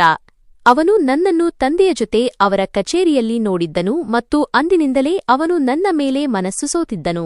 ಆದರೆ ಮನೆಯವರಂತೆ ನಾವು ಕೂಡ ಅವನನ್ನು ನಮ್ಮವನೇ ಎಂದು ಭಾವಿಸಲು ಪ್ರಾರಂಭಿಸಿದ್ದೇವೆ ಎಂಬ ಕಲ್ಪನೆ ನನಗಿರಲಿಲ್ಲ. ನಾನು ಅವನನ್ನು ಅಣ್ಣನಂತೆ ನೋಡಿಕೊಳ್ಳಲು ಬಯಸಿದ್ದೆ. ಆದರೆ ಅವನ ಮನಸ್ಸಿನಲ್ಲಿ ಬೇರೆಯದೇ ನಡೆಯುತ್ತಿತ್ತು. ಮೊದಲ ಬಾರಿ ನಾನು ಅವನನ್ನು ನಿಖಿಲ್ ಅಣ್ಣ ಎಂದು ಕರೆದಾಗ ಅವನು ತುಂಬಾ ಕೋಪಗೊಂಡಿದ್ದನು. ಅವನು ದಯವಿಟ್ಟು ನನ್ನನ್ನು ಅಣ್ಣ ಎಂದು ಕರೆಯಬೇಡಿ ಎಂದು ಸ್ಪಷ್ಟವಾಗಿ ನಿರಾಕರಿಸಿದ್ದನು. ನಾನು ಕಾರಣ ಕೇಳಿದಾಗ ಅವನು ತುಂಬಾ ಬೇಸರದಿಂದ ಉತ್ತರಿಸಿದ್ದನು, ನನ್ನ ಸ್ವಂತದವರೇ ನನ್ನವರಾಗಿಲ್ಲದಿರುವಾಗ ನನಗೆ ಈ ಸಂಬಂಧಗಳ ಮೇಲೆ ದ್ವೇಷವಿದೆ. ನೀವು ದಯವಿಟ್ಟು ನನ್ನನ್ನು ನಿಖಿಲ್ ಎಂದೇ ಕರೆಯಿರಿ, ನನಗೆ ಅದು ಇಷ್ಟವಾಗುತ್ತದೆ ಎಂದು ಹೇಳಿದನು. ಆಗಲೂ ನಾನು ತುಂಬಾ ಮುಗ್ಧಳಾಗಿದ್ದೆ. ಅವನು ನಿಜ ಹೇಳುತ್ತಿದ್ದಾನೆ ಎಂದು ನನಗೆ ಅನ್ನಿಸಿತು. ಆದ್ದರಿಂದ ಅವನ ಮನಸ್ಸಿಗೆ ನೋವಾಗಬಾರದು ಎಂದು ನಾನು ಅವನನ್ನು ನಿಖಿಲ್ ಎಂದೇ ಕರೆಯಲು ಪ್ರಾರಂಭಿಸಿದೆ. ಸಮಯ ನಿಧಾನವಾಗಿ ಕಳೆಯುತ್ತಿತ್ತು. ಬೆಳಗಿನ ತಿಂಡಿ, ರಾತ್ರಿಯ ಊಟ ಮತ್ತು ಕೆಲವೊಮ್ಮೆ ಮಧ್ಯಾಹ್ನದ ಊಟವನ್ನು ನಾವೇ ಅವನಿಗೆ ಕೊಡುತ್ತಿದ್ದೆವು. ತಂದೆ ಮತ್ತು ಅಣ್ಣನ ಅನುಪಸ್ಥಿತಿಯಲ್ಲಿ ಅವನು ನಮ್ಮ ಮನೆಗೆ ಬರುತ್ತಿರಲಿಲ್ಲ. ಆದ್ದರಿಂದ ನನಗೆ ಅವನಿಂದ ಯಾವುದೇ ತೊಂದರೆಯಾಗಲಿಲ್ಲ. ಆದರೆ ನಮ್ಮ ಸ್ನೇಹ ಯಾವಾಗ ಪ್ರೀತಿಗೆ ಬದಲಾಯಿತು ಎಂಬುದು ನನಗೆ ತಿಳಿಯಲೇ ಇಲ್ಲ. ಅವನು ನನ್ನನ್ನು ತುಂಬಾ ಚೆನ್ನಾಗಿ ನೋಡಿಕೊಳ್ಳುತ್ತಿದ್ದನು. ರಾತ್ರಿ ಮನೆಗೆ ಬಂದಾಗ ನನಗಾಗಿ ಏನನ್ನಾದರೂ ತರುತ್ತಿದ್ದನು. ತಂದೆಯಂತೂ ಅವನನ್ನು ತಮ್ಮ ಮಗನಂತೆಯೇ ಕಾಣುತ್ತಿದ್ದರು. ಆದ್ದರಿಂದ ಅವರು ಎಂದಿಗೂ ಅವನಿಗೆ ಯಾವುದೇ ಕೆಲಸಕ್ಕೂ ಇಲ್ಲ ಎನ್ನುತ್ತಿರಲಿಲ್ಲ. ಆದರೆ ಅವನ ಯೋಜನೆ ಬೇರೆಯೇ ಇದೆ ಎಂದು ನನಗೆ ತಿಳಿದಿರಲಿಲ್ಲ. ಇದೇ ಸಮಯದಲ್ಲಿ ತಂದೆ ನನ್ನ ಮದುವೆಯನ್ನು ಒಂದು ಕಡೆ ನಿಶ್ಚಯ ಮಾಡಿದ್ದರು. ನನಗೆ ತುಂಬಾ ಖುಷಿಯಾಗಿತ್ತು, ಏಕೆಂದರೆ ಆ ಹುಡುಗ ನನಗೆ ತುಂಬಾ ಇಷ್ಟವಾಗಿದ್ದನು. ತಂದೆಯಂತೆ ಅವನು ಕೂಡ ಸರ್ಕಾರಿ ಕಚೇರಿಯಲ್ಲಿ ಕೆಲಸ ಮಾಡುತ್ತಿದ್ದನು ಮತ್ತು ಲಂಚ ತೆಗೆದುಕೊಳ್ಳದ ಪ್ರಾಮಾಣಿಕ ವ್ಯಕ್ತಿಯಾಗಿದ್ದನು. ನನ್ನ ಮದುವೆ ಬಹಳ ಗುಟ್ಟಾಗಿ ನಿಶ್ಚಯವಾಗಿದ್ದು ನಿಖಿಲ್ಗೆ ತಿಳಿದಿರಲಿಲ್ಲ. ಆದರೆ ಈ ವಿಷಯ ಅವನಿಗೆ ತಿಳಿದಾಗ ಅವನು ತುಂಬಾ ಬೇಸರ ವ್ಯಕ್ತಪಡಿಸಿದನು. ಅವನು ತಂದೆಯೊಂದಿಗೆ ಸಾಕಷ್ಟು ಜಗಳವನ್ನು ಮಾಡಿದನು. ನೀವು ನನ್ನನ್ನು ನಿಮ್ಮ ಮಗ ಎನ್ನುತ್ತೀರಿ, ಆದರೆ ಅರ್ಚನಾಳ ಮದುವೆ ನಿಶ್ಚಯಿಸಿದ ಸುದ್ದಿಯನ್ನು ನನಗೆ ತಿಳಿಸಲಿಲ್ಲ ಎಂದು ವಾದಿಸಿದನು. ಅವನು ಬಹುಶಃ ನನಗಾಗಿ ಚಿಂತಿಸುತ್ತಿರಬಹುದು ಎಂದು ನಾನು ಭಾವಿಸಿದೆ. ಆದರೆ ಈ ಬಾರಿ ವಿಷಯ ಬೇರೆಯೇ ಆಗಿತ್ತು. ಸಮಯ ಇನ್ನೂ ವೇಗವಾಗಿ ಕಳೆಯುತ್ತಿತ್ತು. ನನ್ನ ಮದುವೆಯ ದಿನಾಂಕ ನಿಗದಿಯಾಗಿತ್ತು. ಹುಡುಗನ ಕಡೆಯಿಂದ ಮದುವೆಯನ್ನು ಆದಷ್ಟು ಬೇಗ ಮಾಡುವಂತೆ ಒತ್ತಡವಿತ್ತು. ಆದ್ದರಿಂದ ನನ್ನ ತಂದೆಗೆ ಅವರಿಗೆ ಇಲ್ಲ ಎನ್ನಲು ಸಾಧ್ಯವಾಗಲಿಲ್ಲ. ನಾನು ವಧುವಾಗಿ ನನ್ನ ಭಾವಿ ಪತಿಗಾಗಿ ಕಾಯುತ್ತಿದ್ದೆ. ಅಷ್ಟರಲ್ಲಿ ನಮಗೆ ಸುದ್ದಿ ಬಂತು, ಮೆರವಣಿಗೆಯವರು ಬರಾತ್ ಬರಲು ನಿರಾಕರಿಸಿದ್ದಾರೆ ಎಂದು. ನನ್ನ ತಂದೆ ಹುಡುಗನ ಕಡೆಯವರನ್ನು ಕಾರಣ ಕೇಳಿದರು ಮತ್ತು ಅಣ್ಣ ಕೂಡ ಅವರ ಮನೆಗೆ ಹೋಗಿದ್ದರು. ಆದರೆ ಮನೆಗೆ ಬೀಗ ಹಾಕಲಾಗಿತ್ತು. ಎಲ್ಲಾ ಸಂಬಂಧಿಕರನ್ನು ವಿಚಾರಿಸಲಾಯಿತು.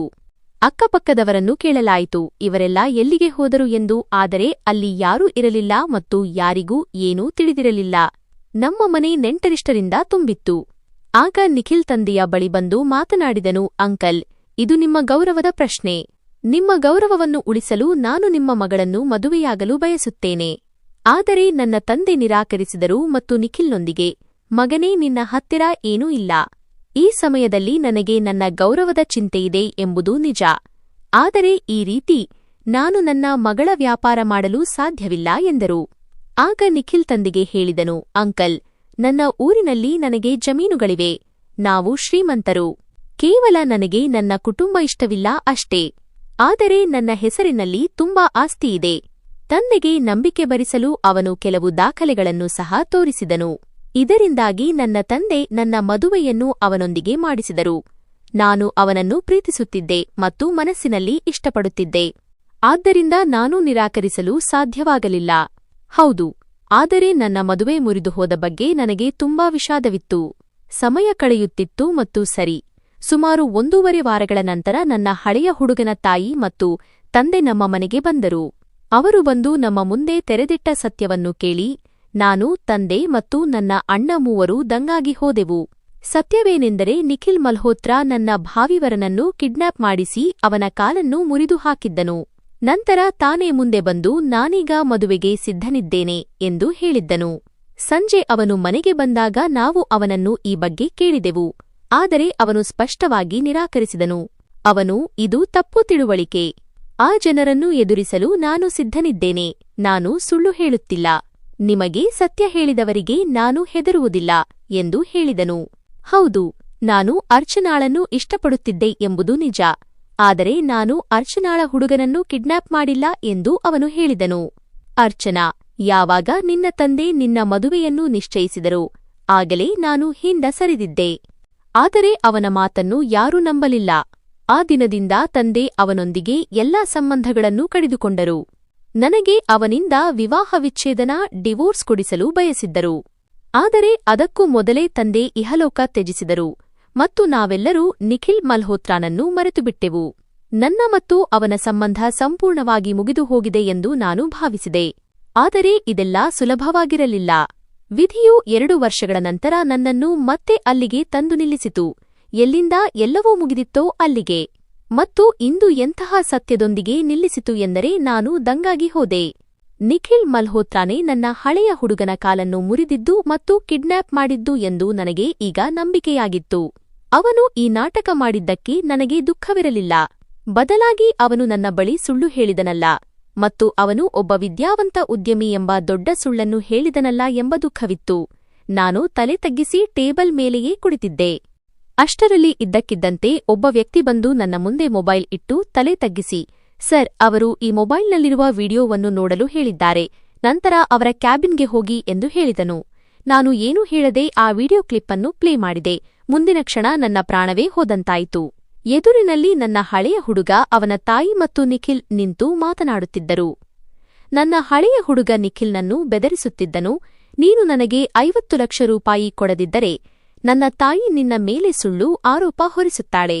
ನೀನು ತುಂಬಾ ಶ್ರೀಮಂತ ಎಂದು ನಮಗೆ ಗೊತ್ತು ಮತ್ತು ನೀನು ಏನನ್ನಾದರೂ ಮಾಡಬಲ್ಲೆ. ನೋಡು, ನೀನು ನಮ್ಮನ್ನು ಪೊಲೀಸ್ ಠಾಣೆಯಲ್ಲಿ ಹಾಕಿಸಿದರೂ ನಮಗೆ ಹೊಡೆಸಿದರೂ ನಾವು ನಿನ್ನ ವಿರುದ್ಧವೇ ಹೋಗುತ್ತೇವೆ ಮತ್ತು ಎಲ್ಲರಿಗೂ ನೀನು ಬಡವನಂತೆ ಬಾಡಿಗೆ ಮನೆಯಲ್ಲಿ ವಾಸಿಸುತ್ತಿದ್ದೀಯಾ ಮತ್ತು ಬಡವನ ನಾಟಕವಾಡುತ್ತಿದ್ದೀಯಾ ಎಂದು ಸತ್ಯ ಹೇಳುತ್ತೇವೆ.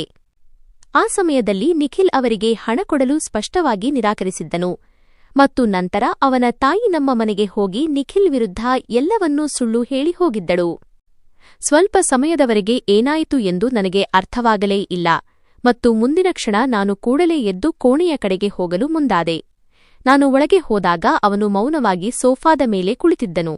ನಾನು ಏನನ್ನಾದರೂ ಹೇಳುವ ಮೊದಲೇ ಅವನು ತನ್ನ ಜಾಗದಿಂದ ಎದ್ದು ನಿಂತನು ಮತ್ತು ತಲೆ ತಗ್ಗಿಸಿ, ನೀನು ಖಂಡಿತವಾಗಿಯೂ ಬರುತ್ತೀಯಾ ಎಂದು ನನಗೆ ತಿಳಿದಿತ್ತು. ನಾನು ನಿನಗೆ ನನ್ನ ಸ್ಪಷ್ಟನೆಯನ್ನು ಎಂದು ಅವನು ತನ್ನ ಮಾತನ್ನು ಪೂರ್ಣಗೊಳಿಸುವ ಮೊದಲೇ ನಾನು ಅಳುತ್ತಾ ಅವನ ಎದೆಗೆ ಒರಗಿದೆ. ವಿಷಯ ಕೇವಲ ನನ್ನ ಹಳೆಯ ಹುಡುಗನದ್ದಲ್ಲ, ವಿಷಯ ಪ್ರೀತಿಯದಾಗಿತ್ತು. ಹೌದು, ನಾನು ನಿಖಿಲ್ ಮೇಲೆ ಮುನಿಸಿಕೊಂಡಿದ್ದೆ, ಕೋಪಗೊಂಡಿದ್ದೆ. ಆದರೆ ಇದರರ್ಥ ನಾನು ಅವನನ್ನು ದ್ವೇಷಿಸುತ್ತಿದ್ದೆ ಎಂದಲ್ಲ.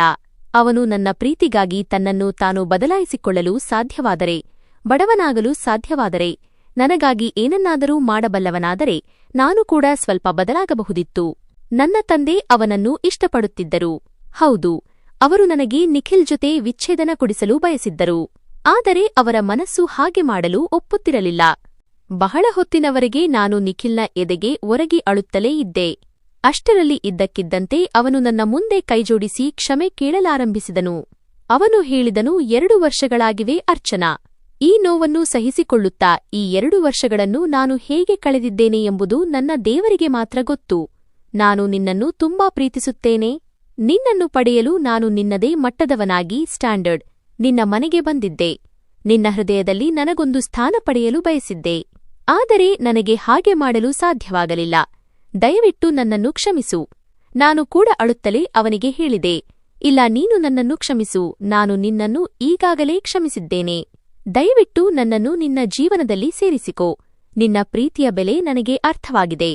ನಾನು ಅವನನ್ನು ಕ್ಷಮಿಸಿದೆ ಮತ್ತು ನನ್ನ ಹೊಸ ಜೀವನವನ್ನು ಅವನೊಂದಿಗೆ ಸಂತೋಷವಾಗಿ ಪ್ರಾರಂಭಿಸಿದೆ. ತಂದೆ ಮತ್ತು ತಾಯಿ ತೀರಿಕೊಂಡ ನಂತರ ನಾನು ನನ್ನ ಗಂಡನ ಮನೆಗೆ ಹೋಗಲು ಬಯಸಿದ್ದೆ. ಏಕೆಂದರೆ ಅಣ್ಣ ಅತ್ತಿಗೆಯ ಮನೆಯಲ್ಲಿರುವುದು ನನ್ನ ಕೈಯಲ್ಲಿ ಆಗದ ಮಾತಾಗಿತ್ತು. ನನ್ನ ಅಣ್ಣ ತುಂಬಾ ಒಳ್ಳೆಯವರು. ಆದರೆ ನನ್ನ ಅತ್ತಿಗೆ ಎಂತಹ ಹೆಂಗಸಾಗಿದ್ದಳೆಂದರೆ ಅವಳು ನನ್ನನ್ನು ಇಷ್ಟಪಡುತ್ತಿರಲಿಲ್ಲ. ಅಣ್ಣ ನನ್ನನ್ನು ಪ್ರೀತಿಸುವುದು, ನನಗೆ ಹಣ ಕೊಡುವುದು, ನನ್ನ ಖರ್ಚುಗಳನ್ನು ನೋಡುವುದು ಅವಳಿಗೆ ಇಷ್ಟವಿರಲಿಲ್ಲ. ನನ್ನ ಅಗತ್ಯಗಳನ್ನು ಪೂರೈಸಿಕೊಳ್ಳಲು ನನಗೆ ಹಣದ ಅವಶ್ಯಕತೆ ಇತ್ತು ಮತ್ತು ಅತ್ತಿಗೆ ನನ್ನನ್ನು ತಡೆಯುತ್ತಿದ್ದರು. ಆದ್ದರಿಂದ ನನಗೆ ಉದ್ಯೋಗದ ಅವಶ್ಯಕತೆ ಇತ್ತು ಮತ್ತು ನಾನು ಕೆಲಸ ಮಾಡಲು ಈ ಕಂಪನಿಗೆ ಬಂದಿದ್ದೆ. ಅಲ್ಲಿ ನನ್ನ ಭೇಟಿ ನಿಖಿಲ್ ಜೊತೆ ಆಯಿತು. ನಾನು ನಿಖಿಲ್ ಜೊತೆ ಮತ್ತೆ ಜೀವನ ಪ್ರಾರಂಭಿಸಿದ್ದಕ್ಕೆ ಅಣ್ಣನಿಗೆ ತುಂಬಾ ಕೋಪವಿತ್ತು. ಆದರೆ ನಾನು ಸಮಾಧಾನಪಡಿಸಿದ ಮೇಲೆ ಅವರು ಒಪ್ಪಿಕೊಂಡರು. ನಾನೀಗ ನಿಖಿಲ್ ಜೊತೆಗಿದ್ದೇನೆ ಮತ್ತು ತುಂಬಾ ಸಂತೋಷವಾಗಿದ್ದೇನೆ. ಅವನ ಹೆಸರು ನಿಖಿಲ್ ಅಲ್ಲ, ಆರ್.ವಿ. ಮಲ್ಹೋತ್ರಾ. ನನಗಾಗಿ ಅವನು ತನ್ನ ಗುರುತನ್ನೇ ಬದಲಾಯಿಸಿಕೊಂಡಿದ್ದನು. ಆದರೆ ಈಗ ನನಗೆ ಅವನ ಸತ್ಯ ತಿಳಿದಿದೆ. ನಮ್ಮ ಮದುವೆ ಮತ್ತೊಮ್ಮೆ ನಡೆಯಿತು. ಆದರೆ ಈ ಬಾರಿ ತುಂಬಾ ವಿಜೃಂಭಣೆಯಿಂದ ನಡೆಯಿತು. ಇಡೀ ಊರು ನಮ್ಮ ಮದುವೆಯನ್ನು ನೋಡಿತು ಮತ್ತು ನಮ್ಮ ಮದುವೆಯಲ್ಲಿ ಯಾವುದೇ ಕೊರತೆ ಇರಲಿಲ್ಲ. ಈಗ ನಾನು ತುಂಬಾ ಸಂತೋಷವಾಗಿದ್ದೇನೆ ಮತ್ತು ನನ್ನ ಜೀವನದಲ್ಲಿ ಯಾವುದೇ ತೊಂದರೆ ಇಲ್ಲ. ನನಗೆ ಸಿಕ್ಕಿರುವಂತಹ ಜೀವನ ಸಂಗಾತಿ ಈ ಪ್ರಪಂಚದ ಪ್ರತಿ ಹುಡುಗಿಗೂ ಸಿಗಲಿ ಎಂದು ನಾನು ಬಯಸುತ್ತೇನೆ. ಸ್ನೇಹಿತರೆ, ನಮ್ಮ ಕಥೆ ನಿಮಗೆ ಇಷ್ಟವಾಗಿದೆ ಎಂದು ಭಾವಿಸುತ್ತೇನೆ. ಕಥೆ ಇಷ್ಟವಾಗಿದ್ದರೆ ವಿಡಿಯೋವನ್ನು ಲೈಕ್ ಮಾಡಿ. ಚಾನೆಲ್ಗೆ ಹೊಸಬರಾಗಿದ್ದರೆ ಚಾನೆಲ್ನು ಸಬ್ಸ್ಕ್ರೈಬ್ ಮಾಡಿ ಮತ್ತು ಹೌದು, ಮುಂದಿನ ಅಪ್ಡೇಟ್ ಎಲ್ಲರಿಗಿಂತ ಮೊದಲು ನಿಮಗೆ ಸಿಗಲು ನೋಟಿಫಿಕೇಷನ್ ಬೆಲ್ ಅನ್ನು ಒತ್ತಿ.